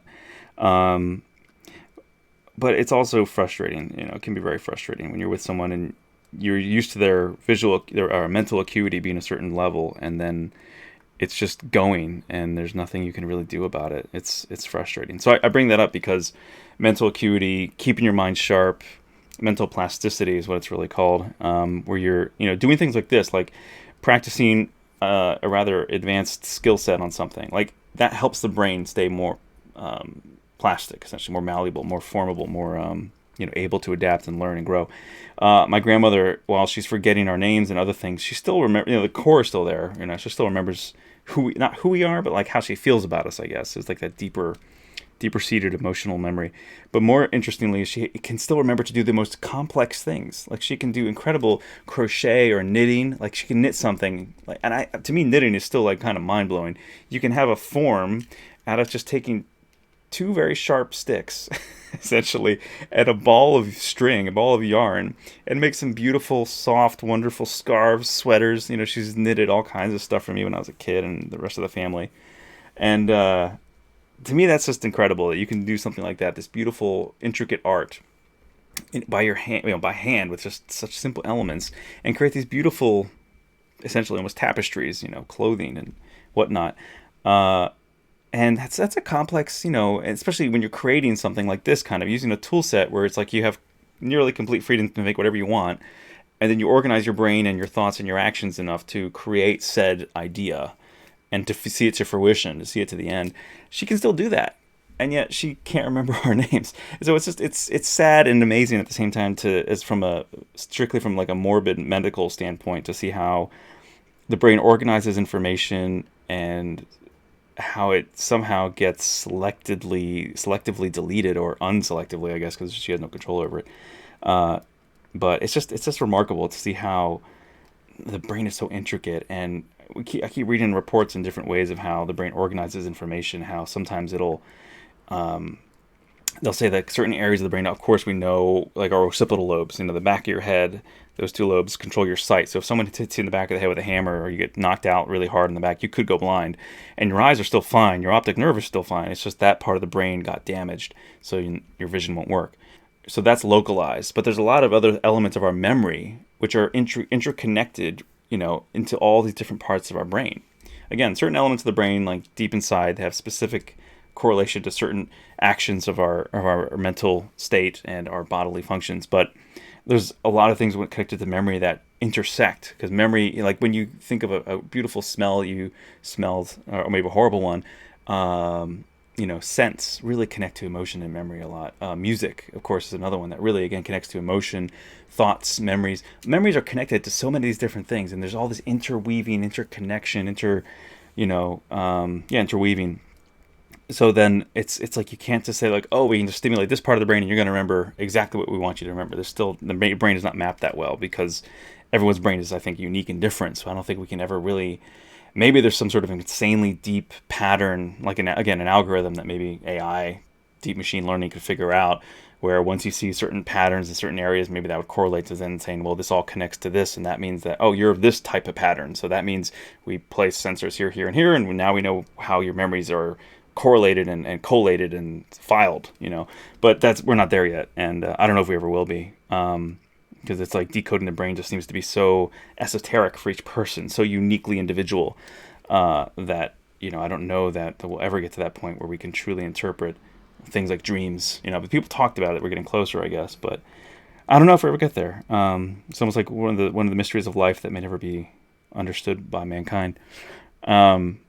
Anyway, but exercising the brain, going off these bunny trails, exercising your brain is so important to maintaining a strong mental state, so that when you get older, it keeps you alive, it keeps you functioning, and we're seeing that is incredibly helpful for people with Alzheimer's, and preventing it, or at least mitigating its damage in the future. So I just find that fascinating, and I'm glad that my parents really encouraged me, or facilitated my enjoyment of learning in general. I was homeschooled throughout most of my life, not all of my schooling, but most of it, and through the end of it, through like middle school and high school, end of middle school and high school, and back in the late 80s and early 90s, it was really frowned upon. I think it's way more accepted now. It's far more normal, or at least it's more accepted. It's more, people are doing it more frequently in different areas. But I remember when I was a kid, I was very much ostracized for for being homeschooled, and everyone just immediately said, "Oh, you're the weird homeschool kid." I was bullied. It was terrible. Not that it damaged me at all, but but I just remember that being the case when I was younger, and how the tides have changed now. But I'm so grateful my parents were bold enough, wise enough to do that with me, because it really, in that case, that type of schooling really encouraged me to think for myself and really enjoy problem solving, and kind of just what nerd culture is like now, embracing people for all their weird little intricacies and interests. I think that's kind of what, in some ways, homeschooling did for me, and it encouraged me to just think on my own and enjoy a mental, again, a mental challenge, I guess, like something that made me want to think. I enjoyed thinking. I enjoyed figuring out puzzles, problems, not literal picture puzzles. I mean, I actually kind of hate those, but but like a challenge, something that is complicated and not the easiest thing to figure out. I really enjoy a challenge. I guess that's why I try to do these crazy pieces too, like things that no one else would attempt to do or has thought to do. Because I like a challenge, and I like to interweave multidisciplinary concepts and ideas, and bring things together that maybe people haven't thought of, or they're maybe not quite desperate ideas, but things that aren't necessarily obvious. And follow with intuition, to lead both with intuition and intelligence, and try to form something that really is, yet still has an emotional response. And I think when you can figure out how to manipulate and mold those concepts together, intuition, intelligence, and artistry, I think you can really engineer a response from people in a certain way, because certain factors will always, result in certain emotional responses. And then doing that in combination with something like an animation or a story in film, you can then guide an audience, whoever the audience is, for what you're doing or what your art is, you can guide their emotional response to a certain degree. You can expect that the majority of the population will have this kind of response to your art, or this kind of reaction to something. And I think a lot of artists do this intuitively. They don't really verbalize it this way, but I think many, many artists throughout the centuries have done this. And it's just cool to be able to think about it and to realize, like, that's what you're doing. And I don't know, it's just very interesting. It's interesting, again, just to think about how your brain actually figures these things out, and how you approach, your work, your art, your craft. But I feel like there's definitely people who don't do this, because I feel like there's a lot of films that don't have this in them. And I wish that they would, where you'd have a better script or a better, rudder for where the story's going, because there's so many bad films. Ugh. I was just watching the behind the scenes on a very lengthy interview with Russell Crowe, and then a few other people who were involved. I didn't watch all the behind the scenes yet, because I have this Blu-ray that has this massive collection of behind the scenes on the Gladiator. But Russell Crowe just goes on record saying how apparently Gladiator was really kind of slapped together on the fly, like I think Paul Greengrass did with the Bourne Ultimatum. I think it's the one that also. It's interesting to hear there's certain directors who have just really winged it, like just really been like, all right, you've got the budget, we've got the actors, you've got the crew. You've got 3 pages of the script, or 6 pages, or you've 20 pages, and then they throw out all those 20 pages and rewrite the script on the fly, like every day. Like Gladiator, for you who don't know, for those who don't know, Gladiator apparently was they had 21 pages when they started filming, and like after a few days of filming, they ran out of all the pages, and so they had to give the whole crew and everybody, they had to pay for everybody to take a day off till they could figure out how to write the rest of the scenes. And they had several writers working on it with Russell and Ridley, and then they took different ideas from different writers and different guys and says, oh, that's a great sentence, or that's a great phrase, or that's a great scene, but that'd be better with this character, and we could do that in film here when we're going there, and then when we're shooting over here in this international location, we can use those lines, and we can do this scene. And it was just crazy. It sounded like they were just flying by the seat of their pants. And then he goes and wins like Best Actor, and they wins like Best Picture, and it's like it wins all these awards. It was just, I think that was crazy. That was awesome then. So to see that there was this disorganization, and yet the creative process it was that right kind of mojo, the right kind of mixture of people. I think they all kind of knew what they were doing. They all had good intuition, good senses, and it just it culminated into what it is. I mean, it's not a perfect movie by any means, but it's a fantastic movie, I think. And I hadn't watched it until recently again. And man, it's still powerful, fantastic hero's journey. Such a classic story.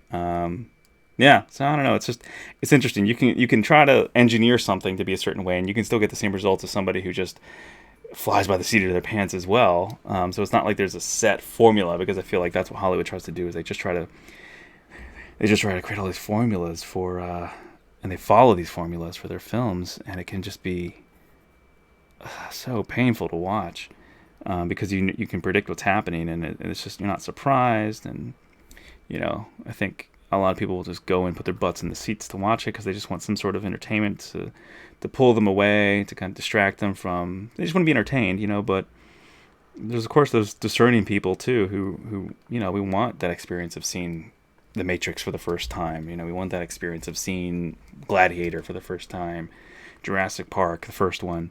I just feel like it's increasingly rare, or maybe it's just always rare. But the other thing is, it's just everything's green screen a lot of times too. They don't build these massive sets anymore. And in some ways, I think we're maybe coming back around to that with the draw for people, the demand that seems to be coming back from the audiences, or at least the affinity for practical effects. And now, like with the technology they've been using with Unreal, and the way that you can get the camera to really shoot in camera LED screens, like I'm sure some of you have seen behind the scenes for The Mandalorian and how they did that. It's pretty incredible. And I was lucky to see a lot of this firsthand at different demonstrations that were put on by the Directors Guild. I was lucky to be in someone's place there to attend the digital days, and so I got to see a lot of these screens, and you can see some photos of that on my Instagram. But to see a lot of these projection screens and LED screens, and how they work in tandem with the camera and all that, it was just incredible. It was really cool to see how there's this melding of the digital and the physical again in a different way. I think Christopher Nolan did it in a really incredible way when he did Interstellar. He was one of the first. I think Oblivion did it with Tom Cruise. They did that as well. Joseph, what's his name, the director. But it's a brilliant idea of where you do rear projection on these massive screens of an animation with all the actual elements that you'd want to film. But normally in modern techniques, you just have a green screen and you put it in afterwards, but then you don't get all the light cast on the actors, so it doesn't really look real. Your brain subconsciously registers, oh, well, you're seeing beautiful sunlight here, but the light on him is just kind of blah. It's not that rich orange, or it doesn't have the movement of objects that are passing through, in the green screen, in the digital insert, essentially, that you would in real life if you're driving down the street and you have all these elements passing by you, or bounce light with all these elements. So anyway, the amount of stuff they're doing with Mandalorian now, where you can do the LED walls and have all that light projected on you, and in real time have like real CG worlds projected onto like chrome, like the helmet of the Mandalorian, for instance, and it in real time reflects that. I mean, it's just amazing now. So we're really seeing this cool synergy between the digital and the physical in a way that we haven't seen before. And this is a way more perfected. I think this is the dream of what green screen was, for film. So yeah, it's encouraging to see that elements like that coming back, or really kind of being reinvented in some ways. Whether it's great for everything, we'll see. But it's really opening up the doors for, I guess, instead of having to go outdoors everywhere, it also I guess facilitates secrecy. So if you want to be able to shoot really secretive films or elements that you don't want anyone to spoil, you can do that now indoors, in a controlled soundstage, but yet still have it look completely believable, like you're outdoors. So, I mean, yeah, I think where we're going right now with this new technology with real-time ray tracing and the Unreal Engine enabling that, along with new camera techniques, it's pretty incredible. So we're really entering a new era, I think, of filmmaking that we haven't had before. Oh, Myron Priest is still here. Cool. The Invisible Man. Yeah, I want to see that. It's I have to go see that. Maybe tomorrow I'll see that, or the day after. Yeah, it looks. Oh, actually, I'm planning to see it with Saul. Maybe next week I'll see that. But yeah, it looks really good. I just heard I feel like they kind of, I don't want to spoil it for anybody, and this is all I think it's listed in the synopsis, so it's not spoiling anything, but just take it with a grain of salt. I think the boyfriend works in optics. So immediately I'm like putting two and together. I'm like, well, optics suits that reflect cameras that are, you know, behind what's behind you, in front of you, and so that's how you can look invisible. I'm guessing that's probably like the caveat just from hearing the synopsis, which I feel like kind of gives away the effect, but I might be wrong. I don't know. But I'm like, all right, he works in optics. Probably makes a suit out of cameras and cells that can reflect light perfectly. But yeah, that's still, it's a great if that's how they did it. It's a pretty amazing. It's a pretty great way to modernize it and use current tech, the stuff that people are really working on, to facilitate that whole thriller. It looks really good. Yeah, it definitely looks. I've heard good things.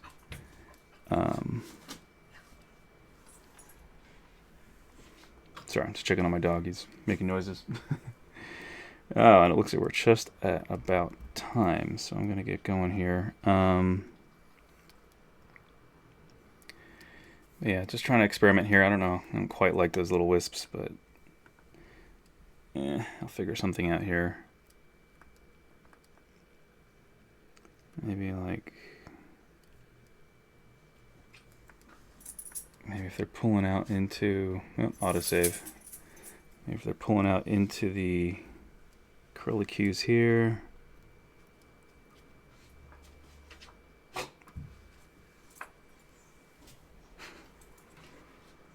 I have a corgi and he's got a lot of personality, so he'll often make noises and roll around or do something for attention. He'll come and like bop me with his nose on my leg or something and be like, yo, feed me. Give me treats.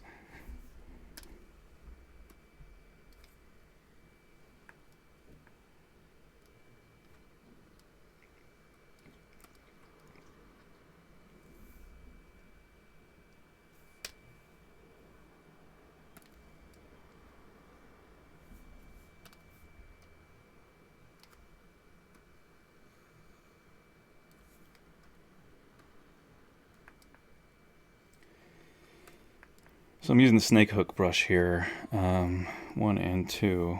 I forget what the advantages are. 2 is a new one. I think 2 follows like the norm. Jeez, I don't know if you can hear that. Dude on a bike. I think 2 follows the normals, while snake hook 1, regular snake hook, follows is like a camera. Yeah, I think that's what it is. So like the camera is sort of like this projected plane. So wherever we're looking straight down, it'll follow along a flat plane from the camera's perspective. But with Snake Hook 2, I believe it sort of pulls out from the normals. So whichever way the geo is facing, it just sort of straight out from that it'll go, if I'm not mistaken. Yeah, that's what it does. So like here, see there, we had a camera over here and it was coming straight at the camera because I pulled it from this point right here. So if I go from this side, I believe this will go diagonal then, right? Yeah, so that's the difference there. I just hardly use snake hooks for much, but it makes sense here. I think something like this. Now, obviously I don't want everything to look exactly the same. I think the strands kind of make sense for the hair like this. Of course, I'm going to work on them more and inflate them a little bit more, but for the paws here, I think the wisps should probably be a little bit more, just not so tubular or like conical. I think they probably should have a little bit more, I don't know, a little bit more mass to them, I guess, or at least irregularity, not look so uniform, like little tubes being pulled out. So what I would probably do is experiment with an alpha. And I've actually never done this before, so we're going to see what happens together. But I wonder what happens if I pull an alpha that has maybe something like this, that has some of that noise. I wonder if that would dictate how... Yeah, I guess it does. It also kind of weakens it seems. Yeah, that's cool though. It's interesting.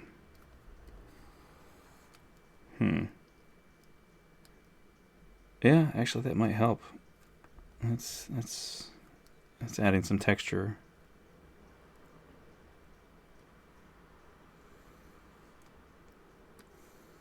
That's interesting.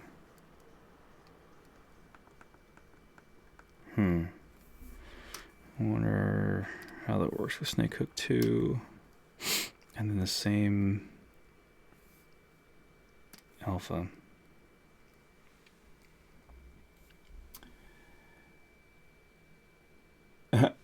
Myron Priest, it's interesting that 3D movies sure didn't last. I know, right? That was just like a hype train. That was just a gimmick.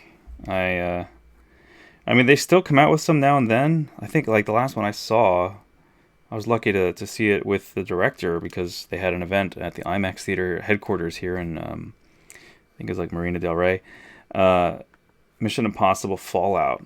I love the Mission Impossible movies, especially the last two were just awesome. And they had a 3D version of that, but they didn't have it in the States at all. They only had a 3D version of it in China, apparently, because I guess the Chinese still love 3D movies, or at least there's enough, because they have like 1/3 of the human population living there. They have enough people that want to see that kind of movie, so they'll go see a 3D movie and it's profitable for them. But in these States, they didn't release it in 3D at all, and interestingly, and but they wanted to have a screening because the director himself, Christopher McQuarrie, he didn't see it in 3D yet either. So he was going to do this whole cool Q&A, watch the 3D movie with us, and then do a whole live Q&A with us and take pictures with people. And he was like the most gracious, nice guy. He was awesome, super friendly. I got to talk with him for a while. He's awesome. But the screening of it was fun until one of the projectors, because I apparently had two, one of the projector's bulbs burned out. So all of us felt like we had like a stroke or something. It's like everything went black in this eye, and then we could still watch the rest of the movie in 2D with this one. So I had to do a little reconfiguration, and then we just took off the glasses and watched the rest of it in 2D, which was fine with me because I always feel like 3D. There's only been like a handful of movies I've enjoyed in 3D that actually were successful in my book, and one of them was How to Train Your Dragon, the first one. And I feel like that's because they could really do two cameras virtually properly for your eyes, and they could be perfectly the same, meaning your eyes, I think each eyeball, of course, can be different. If you have like a prescription, you could always have a little difference in your eyes. But that being said, if you film a real film with two cameras, a lot of people don't know this, but film cameras, lenses, the glass is still polished like by hand, I believe, and individually. So you'll never have two spherical distortions of two lenses be 100% identical. Like, not at all. Maybe they'll have some computer-controlled way of polishing them now where it would actually do that, but from what I've heard for all the times I've filmed in 3D with real cameras, two cameras or more, you do not get exactly the same image quality distortion with this camera as you would from the one over here, just, a few inches to the left or right of that other camera. So that can create a lot of headaches and like kind of, sickness or just discomfort for people when they're viewing 3D movies. There's that. And also, they'll often do a lot of times like a backward conversions for 3D. So I worked at Legend 3D for a while, and actually I worked on a secret project for Apple that wound up getting put on hold or I guess canceled. But Legend is ironic because we were just working on visual effects for them there. But in the same studio, they were working on a lot of movies in visual conversion, to create pseudo 3D to fake it. So they did a reverse conversion for Jurassic Park, I believe, there. And that's the other film I saw in 3D, and it's not just because I love the movie, but, it was very much like one of the most successful 3D converted films I've ever seen. They did a lot of depth, and you really felt that. But still, I bought it on 3D, and I haven't watched it in 3D since several years ago, like many years ago. And I had a 3D TV, still have it, I just don't use it for that. So yeah, 3D movies just don't, they have not caught on, and I'm trying to figure out how to get this thing to keep going without stopping right here. I don't know why its strength, it's at 100 and yet it's still just conking out this short distance. I wonder if there's any way I can boost that, or if it's kind of, it might just be, that's as far as it'll go, and then I have to like manually, yeah, that might be the case. Well, it's a start.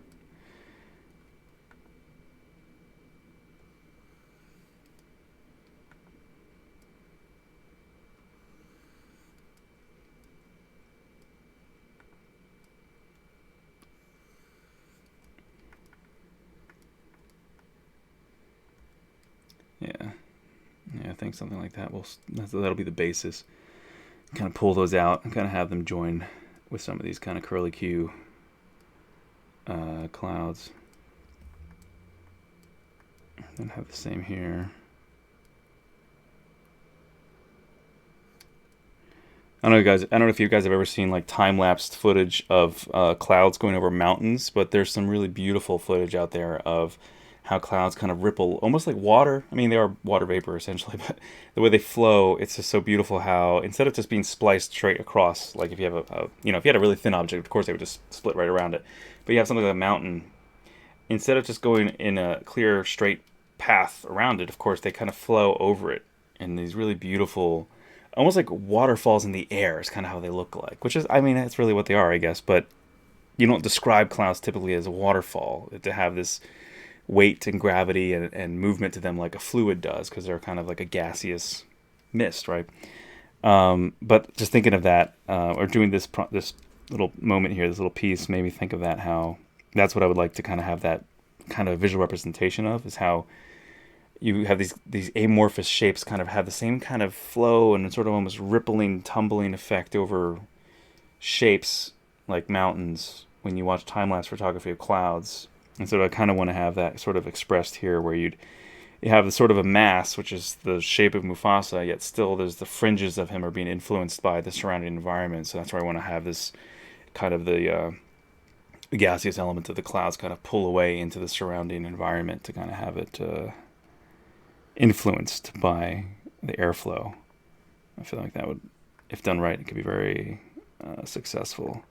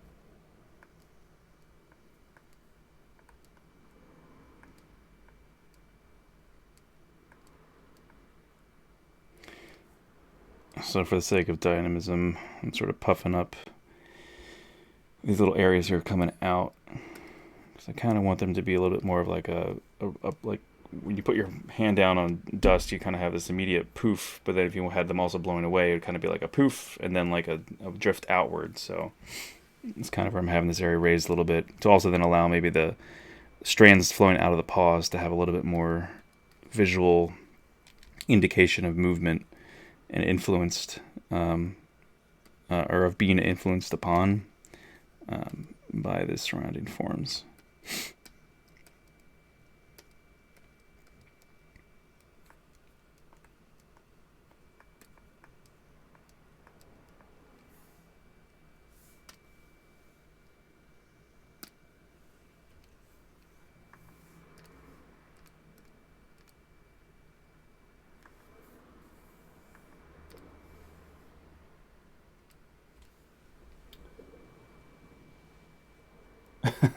Yeah, it's not nice to puke in a movie, right? Jiggy Watt. Seems silly, but my mind is blown about using alphas with snake hook. Never crossed my mind. You can get that kind of effect. Yeah, right. I know. It's that's the beauty of ZBrush, man. I mean, for all the things that we ask Ofer to put in that he hasn't yet in ZBrush, you have to thank him so much for the genius ideas he has helped bring into this program. And you know, it's just his baby, and it's an amazing program. I'm still, yeah, equally like you are. I'm kind of blown away that you can do, like, you can think these thoughts of like, I wonder if you did this combined with that, if you could get, you know, A plus B would get C, and then you experiment, and then, hey, look at that, it works, you know. Or you can try all kinds of random stuff that you never thought would work, and it delivers a lot of times, you know, or it gives you something even better or unexpected. It's pretty cool, man. I mean, you know, nothing's perfect, but this definitely has so many useful tools.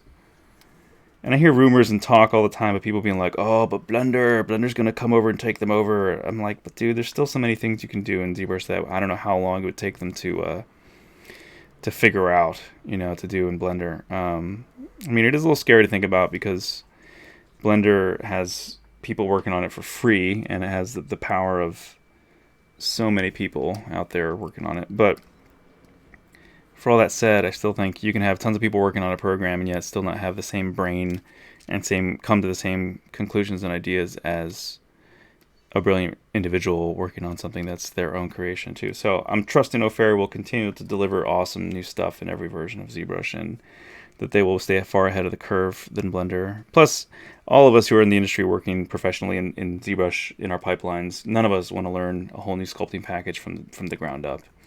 So I think we're safe for a while sticking with ZBrush as opposed to thinking about Blender taking its place anytime soon.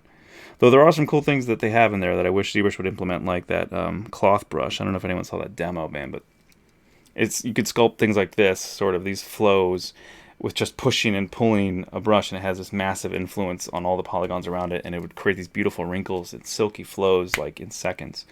I'm sure ZBrush could do it, and I think they just need Fair just needs to, I guess, figure out that algorithm and plug it in.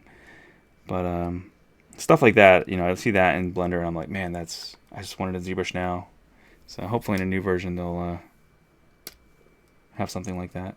But yeah, in general, it's ZBrush is just awesome. I think it's just so cool that you can do so much in this program. And I remember the first time I went to the first SIGGRAPH, I went up to Paul Gabry, and we had worked together loosely only because I don't think he really remembered my name that much, but I was like his moderator and assistant for classes for online courses, live online courses when I was working with ZBrush workshops years ago. Now it doesn't exist anymore, but anyway, there was Mastering ZBrush with Paul Gabry, and I mean, what better person to learn ZBrush from than him? So I just had a real joy helping moderate, facilitate, and assist him in that class. And I was learning a ton at the time too, because I was still pretty green. And yeah, that's not where I work is. I'm gonna do that. And anyway, I walked up to him at the first SIGGRAPH that I went to. And I think it might have been like 2014, 2015, somewhere around there. Maybe it was even earlier, actually. Maybe it was like 2013 or 2014. Yeah, I think it was earlier. Yeah, because it was when I was working at Sight and Sounds. It was like 2013, I think, or 2012. Anyway, 2012, actually. Yeah, that's when it was. So it was here in LA. I flew out here on the weekend to attend SIGGRAPH. I walked up to Paul and was like, dude, we haven't met, but I was working with you in this class, and I just want to say, dude, guys, I love you guys. And he was like, you love us? And I'm like, I don't know why he took it so weirdly. Like, I wasn't like saying him as a, intimately as a person. I just meant like, I love what you're giving us through the company and how you provided this awesome stuff. And of course I articulated myself better, but it was just funny. He was like, you love us. He was like, wait, what? Who's this kid? And I'm like, dude, we worked together in ZBrush workshop. And he's like, oh yeah, okay. Anyway, and I just gave him this big hug because he was the only face I knew aside from Ryan at the time and a few others from Pixo, but I didn't know them that well. And so anyway, I just gave him a huge hug and just told him, like, just thank you for all your contributions in teaching ZBrush and in helping develop the software, whatever you do, because I didn't really even know exactly what his contributions were wholly. I just knew in general. And now I have a much better idea, of course. And I became roommates with Solomon Blair, and so we lived together for about the first year of my time here in LA. And so I owe a lot to the guys at Pixelogic, and I always bring it up that I'm forever indebted and grateful to them for making the software and for making it all it is, and for giving us the kind of community we have. It's incredible. It's a really just phenomenal, unique piece of software that without it, I really wouldn't be here in LA the way I am, and I probably wouldn't be here at all. I don't know, because it really has been the gateway that has given me an artistic career in visual effects, and it was I call it my gateway drug into 3D, because it really, I saw the way you can sculpt in clay, and it just really facilitated my engagement and excitement for learning 3D, and it just presented itself as such a more naturalistic way to learn how to interact with the 3D environment in the computer that Maya did not give my senses at all. So when I was younger and I saw Maya, I was like, dude, it looks way too complex. It doesn't look user-friendly at all. I don't feel like, as an artist, someone who is very good at drawing traditionally and then Photoshop, I did not feel at all I could approach Maya the way that I felt I could approach ZBrush. So, all that being said, ZBrush just has, knowing these skills, it's just amazing that having this as your foundation for 3D, I'm still amazed. It just still blows my mind in a sense that this is how someone can make a living. This is how I make my living. Doing this kind of work for companies, and even just making my own little products and 3D printing them, that has paid my rent, that has paid for my groceries, that's provided for my life. I mean, it's crazy. It's incredible. It's incredible to think about. It was also a lot of hard work, but it's still just amazing that you can make a living as an artist, knowing the software and just following your passion, your love for it, and your desire to create beautiful work. It can happen, and it happens for people. So, yeah. So let that be an encouragement to anyone young out there or new to the world of ZBrush, that it's an incredible piece of software, and there's a lot of work out there, man. So, don't feel like my experience could be so unique that it can't happen to you too. So I think with any amount of work, we still live in the land of opportunity, and I love that. I love that fact that so many people can come here and make a great life for themselves, learning skills, learning trades, and just plugging into the culture. I think it's incredible. And I think we still enjoy the most amount of freedom than any other country in the world, and for that, I'm forever grateful for it, no matter who's president. I feel like we live in an amazing country, and it's so awesome to be able to enjoy the freedoms we do. And if people don't appreciate that, I think they need to travel more and see more of the world and see how unique the U.S. is. It's awesome.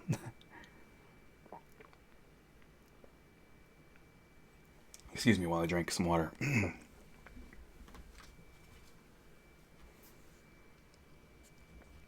All right, well, it's about 10:30, so I should probably hop off here and take care of a little bit of the rest of life before I pass out for a good night's sleep. But anyway, guys, ladies and gentlemen, thank you very much for joining me on this. I hope it was helpful and entertaining for those who were here for the length.